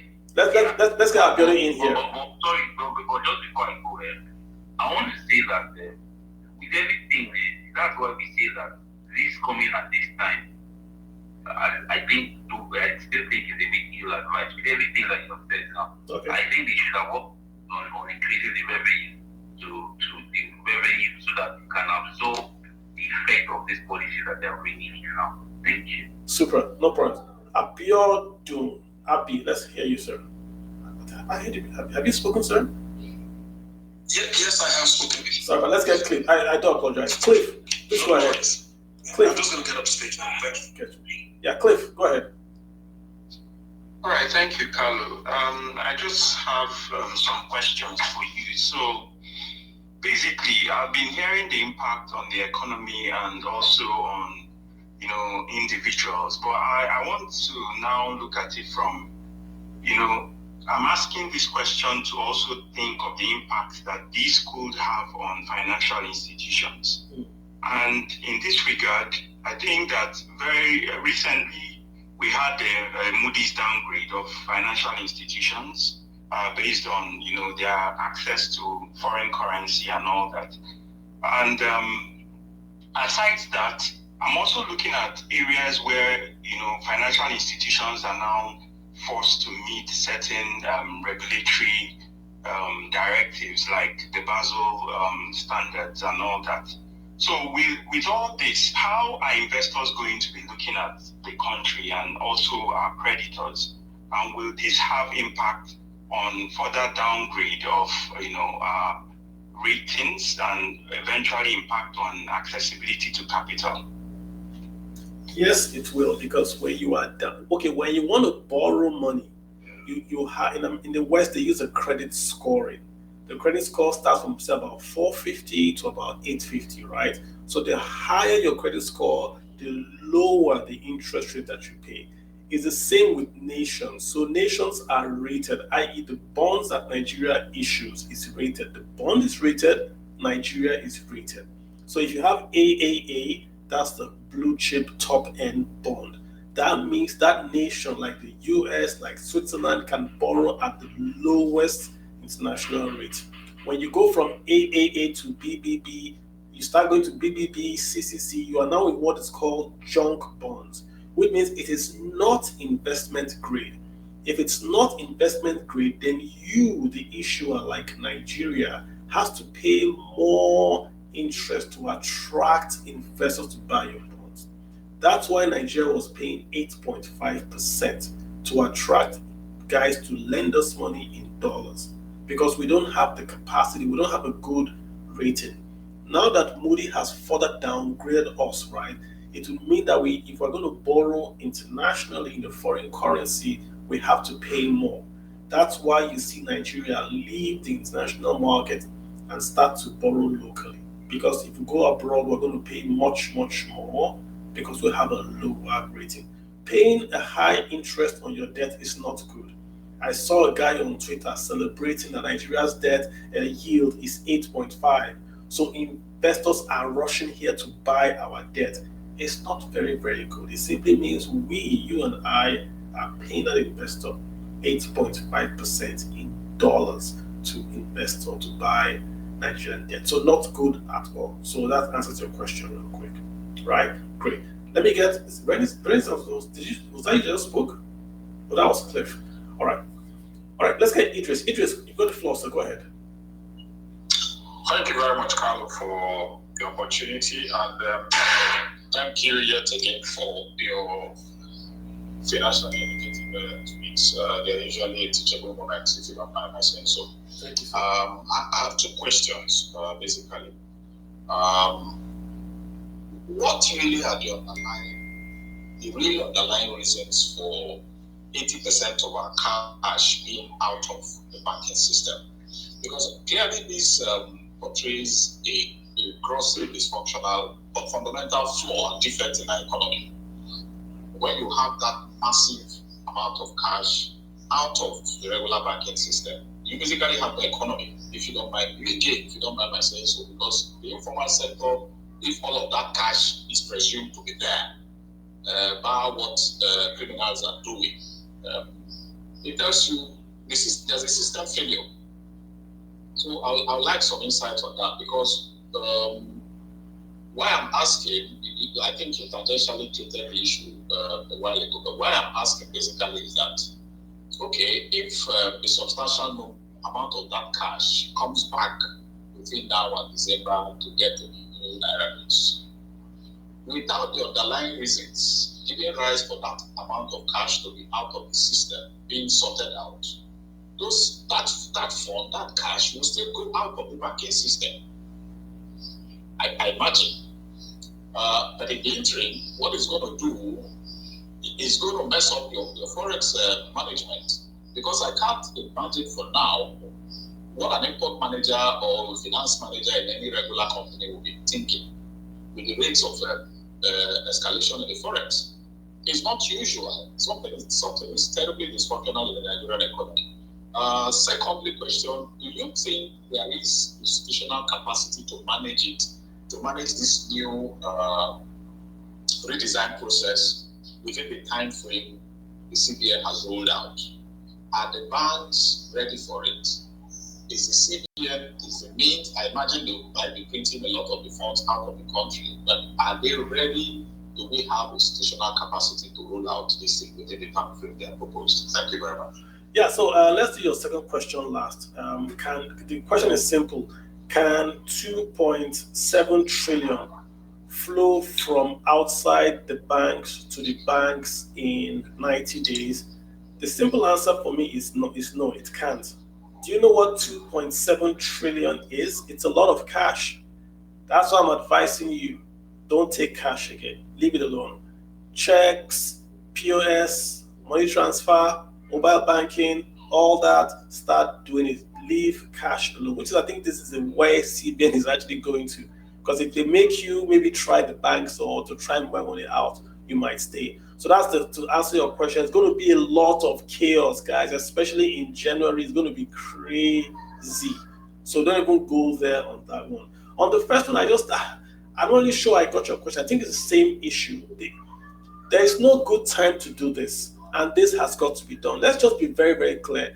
This is the exact same thing the US does, other countries do. The difference is that Nigeria is targeting everybody, right? In the US, the currency stays even after it is changed. So it's still legal tender even after it is changed. In Nigeria, it's going to be 90 days. If you don't change your currency, it's gone. That tells you that they are targeting other things apart from monetary policy. And they have their reasons. You can't blame them. There's currency outside the society because banking is just too, quote unquote, difficult in Nigeria. You have to fill a form. They will charge you the SMS. They will tell you if you have to put money aside if you don't do this. So the banks have to really look at this and say, why are Nigerians not staying with us? They have to ask that question, and if they can answer that question, probably we have more. Why are less than 50% of Nigerians financially included? That's really what the Nigerian banks have to ask themselves. And it's not just Nigerian banks. Across the world, banks are looked at with suspicion, right? Internet banking has allowed many people to get into financial sector, right? So we have to, I personally do not want the Central Bank of Nigeria supervising fintechs.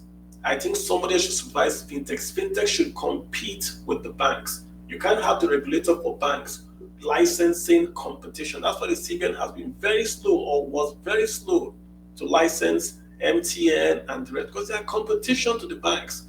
Someone else, maybe NCC or someone else, should license the fintechs. Banking is not only done by banks. Many people think that only banks can do banking. That's a big fallacy. Let's get Lord, I think it's Lord Lord Theophilus. I don't know. Go ahead. Go ahead, sir. You have to speak. Lord Theophilus, go ahead. I called your name. You've got the mic. Lord Theophilus going on. I don't think he has. Wearing a green hoodie. He has spoken before. All right. Bamidele, go ahead, sir. We have been waiting to speak. Everyone's on the line, sir. You're on the line. I'm just adding you as you come, sir. All right. Thank you very much for the opportunity, and thanks for bringing this topic up for discussion.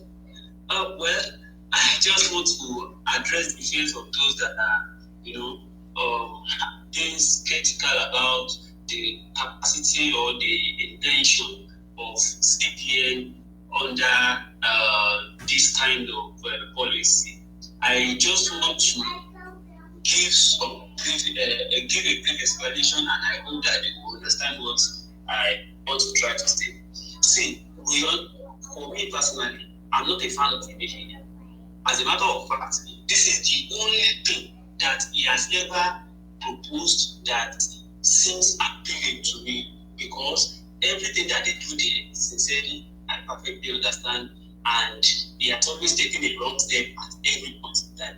But concerning this one, I can say that it's a right step in the right direction. So it's coming with its own cost. Yes, it's coming with its own cost in the sense that the country itself is broke. Let me not say it's broke. Can be said to be broke because we are already borrowing to finance to service our debts. Then we also have a major project before us in 2023, and that is the general election. Now we are now adding another major project to it. That is changing of redesigning Naira, redesigning some Naira notes.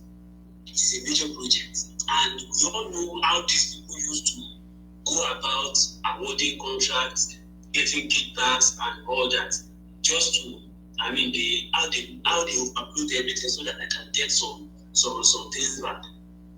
Be that as it may, we have to consider the good side of it as well, because CBN has been mopping up funds in the markets all these years in their shortcut attempts to curb inflation. And it's just unfortunate that when they come out to talk to us about inflation, they just talk about inflation like inflation is inflation. Meanwhile, inflation is not inflation. We have a demand pull inflation, we have cost push inflation. What kind of inflation do we have in Nigeria? Obviously, we all know that we don't have demand because there was never a time that you ever get to the market that you have to outbid your fellow persons in the market to buy a bowl of rice. There is never a time like that yet. There is never a time that you needed to buy pepper in the market and you have to outbid the next person. When you start outbidding yourself because the commodity is not ready to available, then we can now say that that is inflation, and that kind of inflation can be described as a demand inflation because demand exceeds supply. How do you combat that? You increase supply. That's all. But the kind of inflation that we are facing in Nigeria is because it's cost push. It's cost push. Cost of production in Nigeria is very high, and because of that, the producers, the manufacturers, they have to push the cost to the consumers, and that is what the consumers have to pay for in form of higher prices, and that is the problem that we are facing. Rather than them now applying the solution that is meant for cost push, they are now applying the solution that is meant for demand pull, and that's why Nigerian inflation is getting worse. It's getting out of hand by the day. All right, good point, Bamidele. Good point. I've got a second room so Ras can speak. I hear you. I think I agree with you completely. It's not a supply driven by demand. It's a supply driven really by lack of supply. I hear you. Let's cycle through. Let's get others speaking. I've got Niger Bitcoin. Niger Bitcoin, go for it, sir. Niger Bitcoin, go ahead, sir. Yeah, thank you, Kalu, for this opportunity and great space and a lot of things to learn. Learned a lot from you today, and also many of the guys that have spoken previously, guys and ladies, have really made a good point, which was the focus of what I wanted to say, but I wanted to just clarify on some things and push some points. First of all is that this policy, I believe, being a government policy or a bureaucratic policy, will have a negative effect in the long run. Every government policy does so in the long run.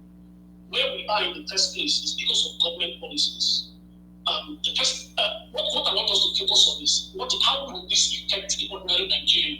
Forget the criminals who may benefit from this whole thing.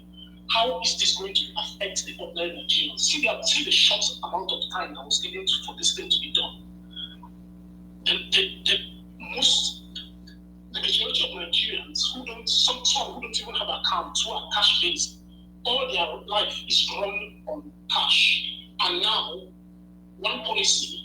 within a few months will drive everybody into going to put their money in the bank. Who do you think suffers from this? It will not be the criminals, because laws are not meant for criminals. That's why they are criminals. So kidnappers and politicians alike who have hordes of cash will not be the first to deposit their money. And that's why you see the exchange rate go up.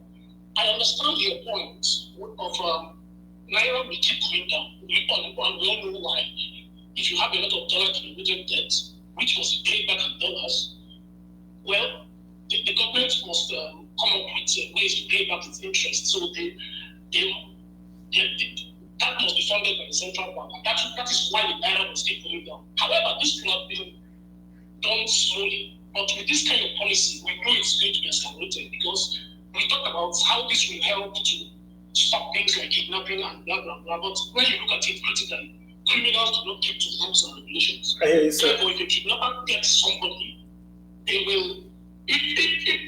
I hear you, sir. It's no matter. They will tell you bring dollars. You have to go and bring it. I hear you. Politicians alike, if they have cash, they are all converting it to dollars right now. I hear you. And that's why we're having dollars rise so fast. All right. How is this affecting the poor man? That is my major problem with this policy. I got you, We sir. are going to see this thing keep going up and up, and eventually you will see that most Nigerian.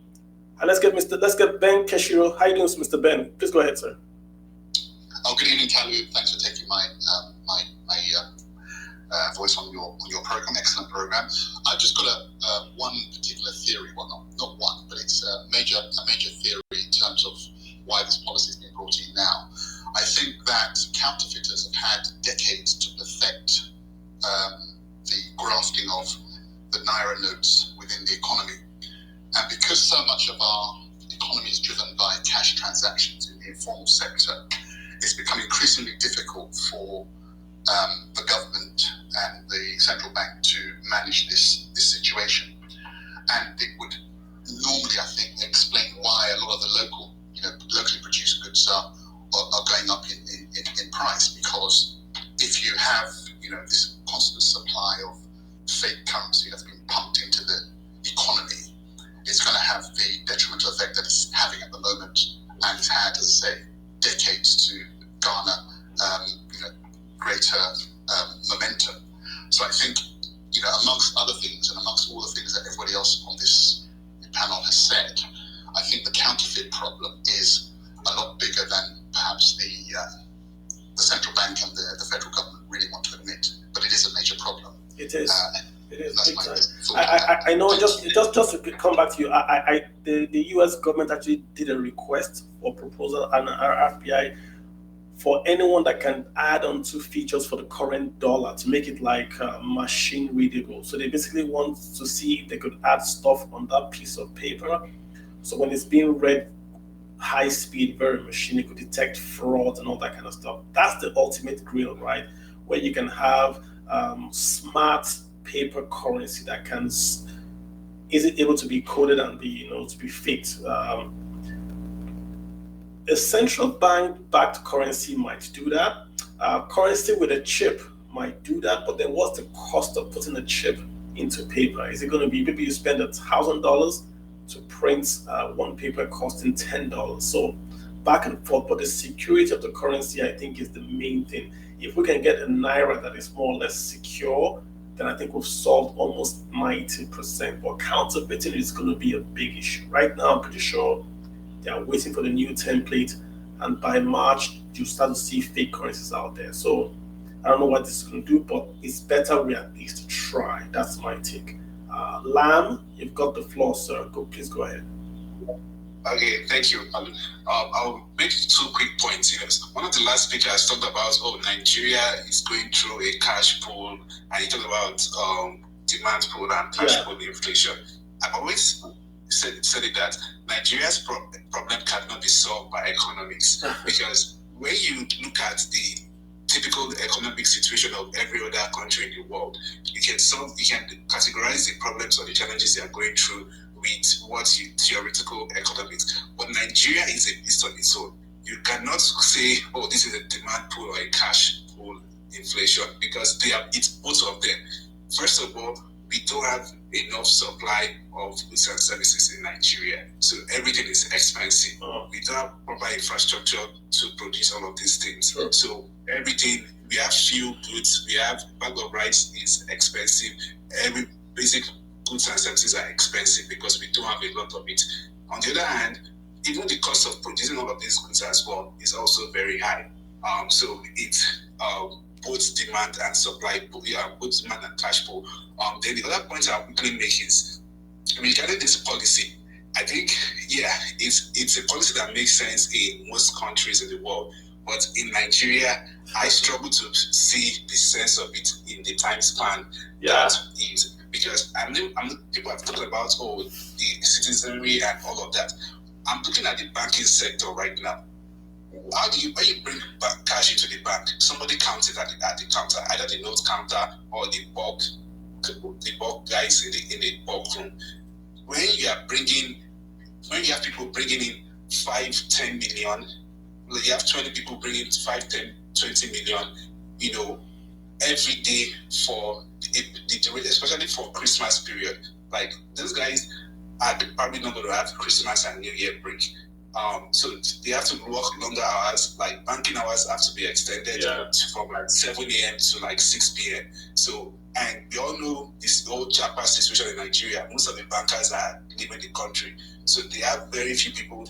There's underemployment in the banking sector, and all of these guys have to be the ones counting the cash. So there's going to be a lot of logjam, bottleneck in the banking sector itself, while they are trying to mop up all of this cash, and to now turn around in a few months to retrieve all of this cash again.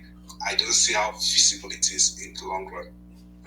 Lam, good point. I mean, just to reset the room, guys, we're talking about the new CBN redesign of the Naira. Lots of reasons have been given by the Central Bank of Nigeria. They say lots of currencies outside the banking sector, which is true. About 80% is outside. This policy would force Naira back into the banking sector. Probably then we'll have a monetary policy at that time to address this currency coming back in. Also, Central Bank has spoken about the security, the kidnapping, the banditry that keeps cash outside the banking sector. This will also make sure that they cannot even bring those currencies that they hold outside. I think that's the overall plan. I think the main thing again is that we've done this a long time ago. The last time we did a currency update was 1984, i.e. when we changed out the entire currency. So probably we're in the space of doing an upgrade. There's been new technology in printing. So that alone is a reason why we should do this. I don't think this, like I said earlier, I don't think this will have a big impact on inflation, because you can see right on your payments via check. It does not have a big effect on inflation. And I also do not think the Naira is falling because of this. The Naira has been falling before this. It will fall after this. It's just maybe this has exacerbated it. Probably there's more news out there, but the Naira is on a free fall right now because there's simply no supply of forex into the market to bridge that fall. That's where we are right now. Born to win, you have the mic. Please go ahead, sir. Hello, good evening. Can you hear me? I can hear you very well. Go for it. Okay, thank you. Good evening. Talking about the new CBA policy of reprinting Naira notes, I'm going to focus on the positive parts because I see a lot of positivity on this. But my only fear and concern is if CBN, EFCC, and FIRS are able and have the political will and manpower and everything to combat the fundamental issue and led us to where we are today. If these three institutions are ready to fight this, then this is a great policy. Why did I say so? This is because this is going to bring a lot of bad money or people that are not unbanked into the banking. It's also going to help our taxing. FIRS will have people get back to the banking sector. And also, I heard someone talk about this might not have effects a lot on the bad guys and the good guys, but we should also understand that these bad guys that take money outside the banking sector, a lot of businesses collapse just to pay ransoms. And this has negative effect in the end of the day on the poor masses. And also, I think it's a great policy, but one thing we need to I'm concerned about is if these agencies have the political will and strength to combat the fundamental problems that led us to where we are today. If they're able to do that and checkmate it, then the policy is actually a great one for me, in my opinion. Thank you, Mr. Carroll. You're very welcome. Thank you, sir. I appreciate you doing that. Namdi, go ahead and we'll speak. We'll have about 15 minutes more, and then we'll just round it up and then we'll give our thanks. Thank you so much for everyone that has spoken. We're into that tail hour now. And Namdi, you've got the floor. Go ahead, sir. Namdi going once. Now let me get Mr. Preachy to speak since I don't have you on. Mr. Preachy, go to the floor. Go ahead, sir. Yeah, hi. Good evening, Mr. Carlo. Hey, what's up? Really, really love your page. Thank you so much for having me. Appreciate it. I think I just want to make 3 points quickly. I think first of all, I can almost place a bet that the CBN can't meet this deadline. They cannot. They cannot. This is the CBN that rolled out the Naira, which is basically an app, and they couldn't meet the deadline for that. And even when they eventually launched it, it came with a lot of bugs, and they had to, do an update and stuff before I could even get it to work. And then I'd even lost interest. I think that's the first point I want to, because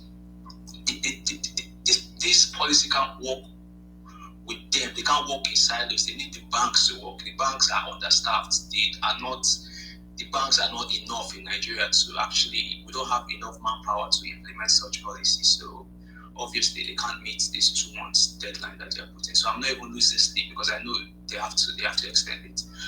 Secondly, you kept saying that the cashless policy in Nigeria have failed. I don't think it's totally failed. I think it's been successful in it.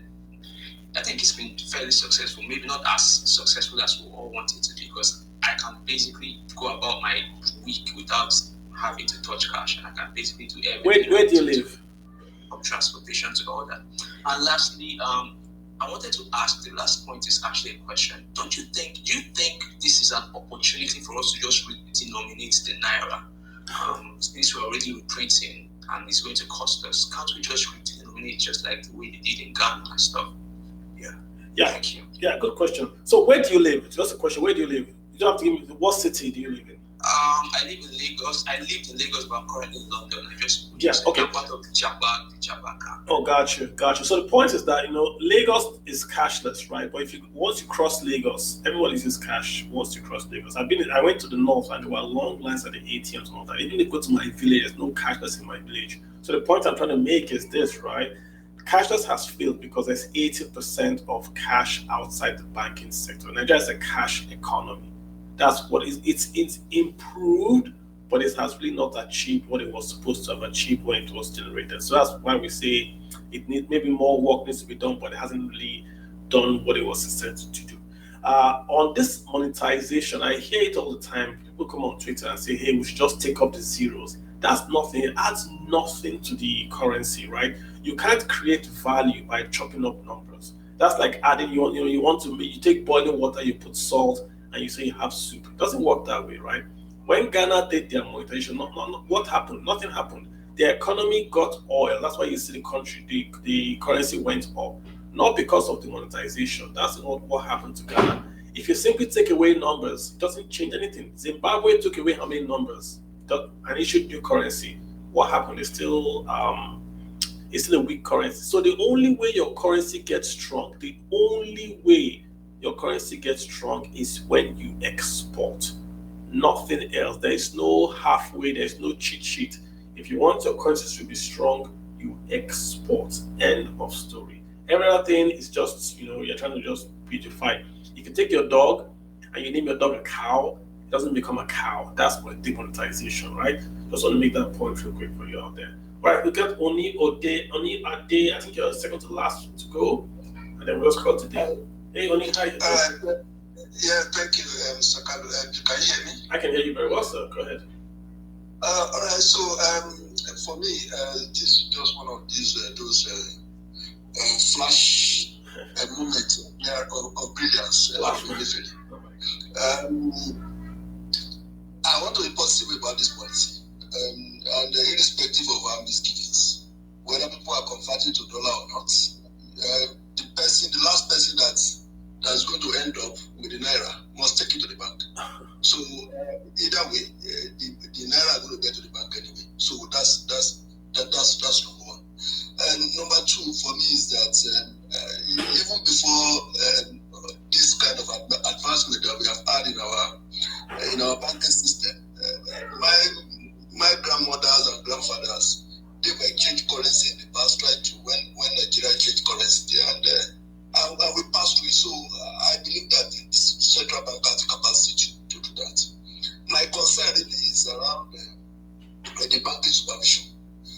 had before now how much you can take out. Individuals can take more than 500,000. You can take more than this. You can take more than that. And you see that this type of policies keep getting violated every now and then. And CBN has not done anything to sanction the banks. And I think that bankers really are leaders, they are debtors, they are leaders that needed to be. I think there should be a stiff penalty, some kind of punishment for people who actually undermine the Nigerian system, whether it's banking system, whatever the system is. And I think that needed to come out strongly. My question really, or my poster to you, Calvin, is this. After, if we manage to get on the Naira thing, what happens next?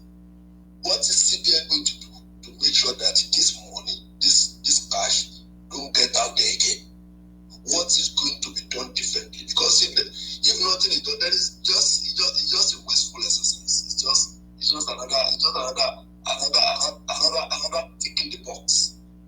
So what is CBN going to do differently to make sure that this cash don't get outside again? It's going not to this level. Thank you. The cash is going to go outside. You and I know it, because why is the cash in the bank? So why is the cash in the bank in the first place? There's no outlet. So it's going to get out of the banking sector. You and I know it. But like I said, it's an opportunity for banks to try to sell why banking is important to entrepreneurs. If you overcharge people, nobody's going to keep their cash in the bank. If people cannot get good customer service or get loans, the reason why people put money in the bank is for safety and also to get access to more cash. If they can't get a loan from a bank, then why are they keeping the money in the bank? So it's going to go out of the banks once it goes in and out. But at least CBN would have been able to track how much is really out there.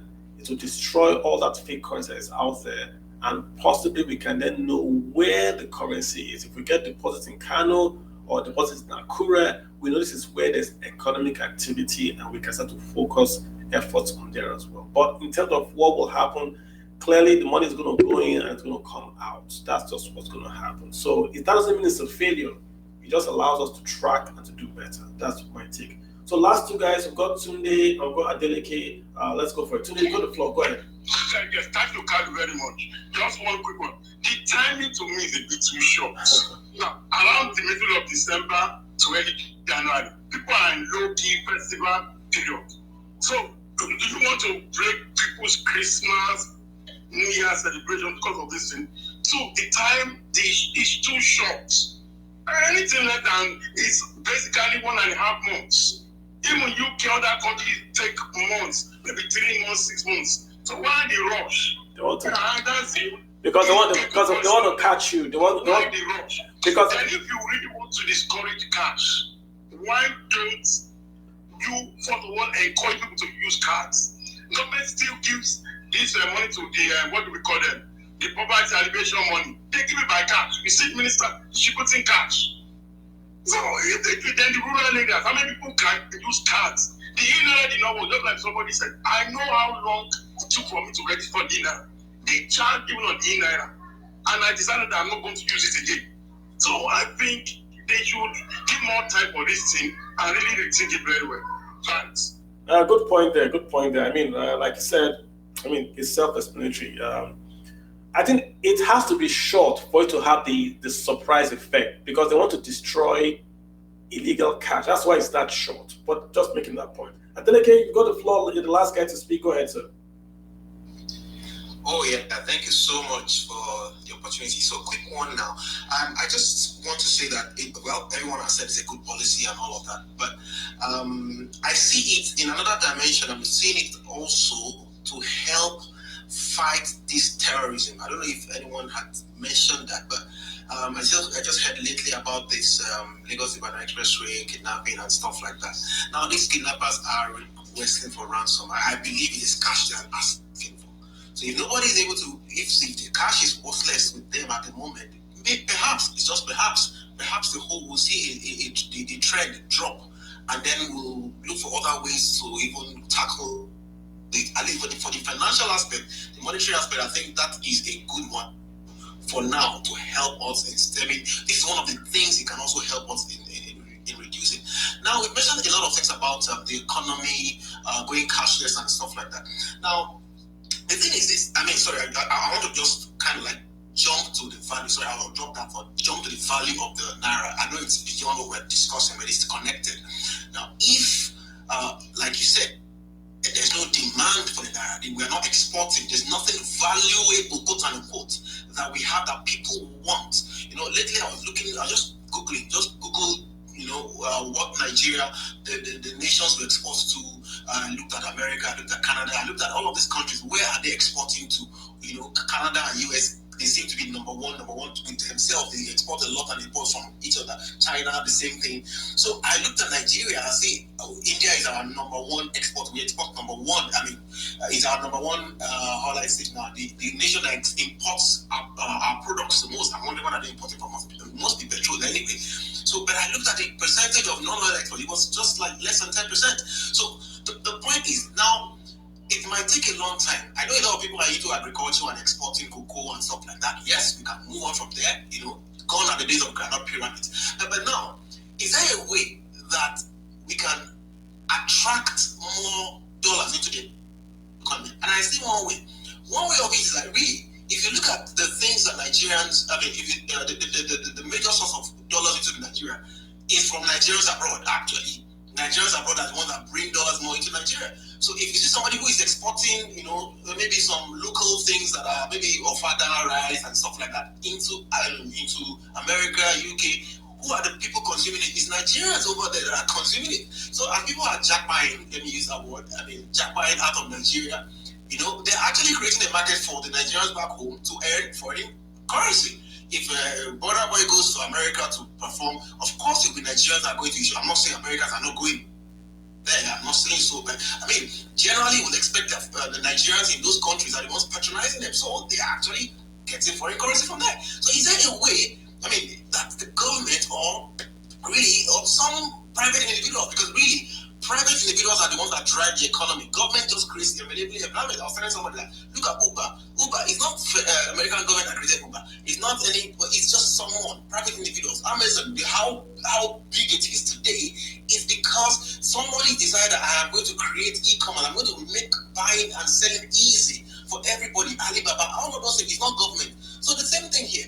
Somebody, we have to talk to ourselves, maybe, encourage ourselves to create this system where people want to buy what we have, the services we have. Thank God for Fiverr and other remote working things that people are getting dollars from. But we need to do something that is massive, big scale, talking to young people everywhere in the country. Create something that Americans, Chinese, they want you.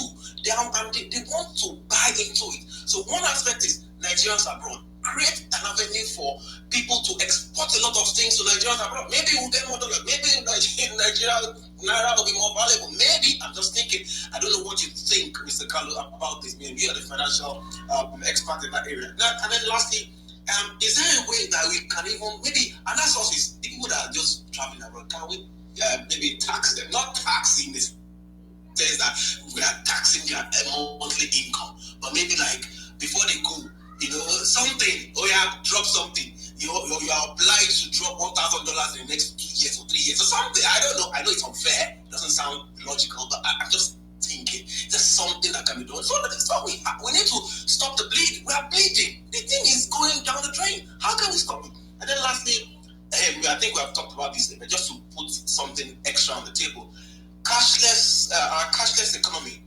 Is there a way that in this new thing they have done, printing Naira notes and all of that? Now, if, for example, there are 10 Naira notes in the country at the moment, just 10, and you are going to print the same 10, you probably not answer the question. You probably not solve the problem. Now, if now it's 10, you are forcing everybody, bring that 10 into the economy, into the banks. Now you print 4. Now you see that there is scarcity of the Naira. So you are pushing people into electronic services. You are pushing people to cashless. So that way you are creating a scarcity of the Naira. You are printing 4 and everybody is cramming for this 4. Then you know, why is it so stressful to get Naira? Now I'll go e-channels. That is one thing I think can help us, as well as creating structures In those rural communities, I don't even understand why government is doing POS. Why are you encouraging people to be withdrawing cash? But anyway, that's another topic for another day. But I think with these things I've said, we can actually look at ways of, number one, improving the value of the Naira, improving people who want to import from Nigeria, and then, of course, helping to create a scarcity of cash. Let us not print the same number that we've always had. Let's print less number so people will be forced into cashless systems. Thank you very much. Yeah, lots of points you are making. I don't know where to start from, but just one that hit me. I don't think you should tax Nigerians leaving the country. You tax income, and they've worked to their income. They've paid VAT, they've paid income tax, so they shouldn't be made to pay tax. But you should be able to reach with the Canadian or the UK or the government receiving those trained Nigerians and say, hey, what can we do together? You are taking away our trained young people. We should be able to get maybe a tax credit scheme from you, or we should be able to export to you without paying taxes. There should be a way Nigeria and the receiving country should work together. I don't think you should just wake up like what kind. Say again, I'm not talking about the individuals. If you are leaving the country, I have no issues with you. I mean, you are blameless. But I just think there's something wrong in a rich country coming to a poor country and taking away all their doctors, all their engineers, all their IT folks to that rich country. Then who stays in the poor country, right? So there's just something off. If you take the guys, why don't you give them something in return? It's just in my head, right? There's something can be done, right? On the other issues you've raised on POS and all that, remember, guys, we have to do this. It's not like this is a policy that is alien to Nigeria. Every other country does it. The dollar has gone through this, pounds has gone through this. So we have to do it. Timing, maybe it's too short, it's too long, but okay, what would you propose? If you make it too long, the criminals get in. If you make it too short, it's of course not going to fail. So 3 months is not bad. I mean, you have from now till January to get the cash in. It's Christmas, but hey, this is time to catch you when you're all chilling. They want to grab you and not allow you time to launder those billions. Not you listening, right? But the guys that are laundering, that was the whole idea, to get them not to launder. All right, guys, so I think we've come to the end. I mean, there are lots of folks that want to speak, but I do apologize. We've been here for about an hour and a half, and I think we've gotten the pulse, really, of what's going on. Lots of people like the policy. Lots of folks don't like the policy. I guess to give you an overview, right? It's monetary policy, so it's within the purview of the Central Bank of Nigeria to chase monetary policy.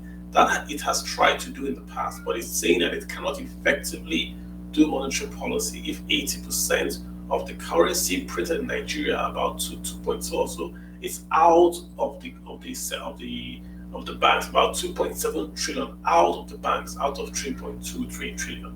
So they have to do something. And the way they want to do it is to say, okay, everyone has got to bring his currency back to a bank.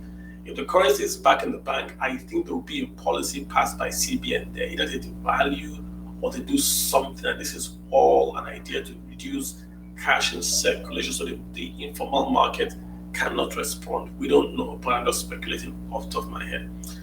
Also for security, also to target the bad guys out there, this is a good policy. We have to update the currency. My only hope is that we do this now. We look into the future. How does this tie into e-Naira? That's one thing I want to see. How does this tie into the PSBs? How does this tie into the cashless banking?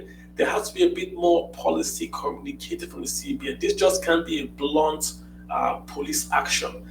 We have to see this as part of a larger policy to achieve monetary gains 5-10 years down the line. If it's just to change currency, then it's silly. But if you still want to do this so that this can happen, so that can happen, probably there's a shot in there somewhere. So on that note, guys, I just want to say, hey, thanks. This is going to be recorded. I'm going to post it on YouTube, and also the podcast. So you can always go back and you can listen to it, and you can hear lots of great commentary by other folks that have dropped. My name is Kalu Aja. We're always here every Saturday. We try to do money, the economics and finance, just to talk about it and how it hits your personal budget. So do try to tune in. We are always here on a Saturday. I also have a book. It's right on my Twitter handle. Let's talk about your money. 271 pages, about 18 chapters on everything from investing to crypto to real estate to writing a budget, guys. It's about 22 years experience, US, Nigeria, written in one book. You don't have to read chapter to chapter. You can read it chapter by chapter and learn about how you can manage your money. Remember, man, if your tooth aches, you go to a dentist.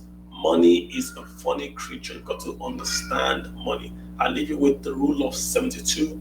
If you want to know how long it's going to take your money to double, simply divide that by 72. That gives you the answer. That and many other small nuggets are in that book. Go get the book. It's available on Amazon and Roving Heights. All right, guys. Love you all. Would like to see you guys here next week. Till then, you guys enjoy the rest of your weekend. I'm going to sign off now. You guys take care and bye.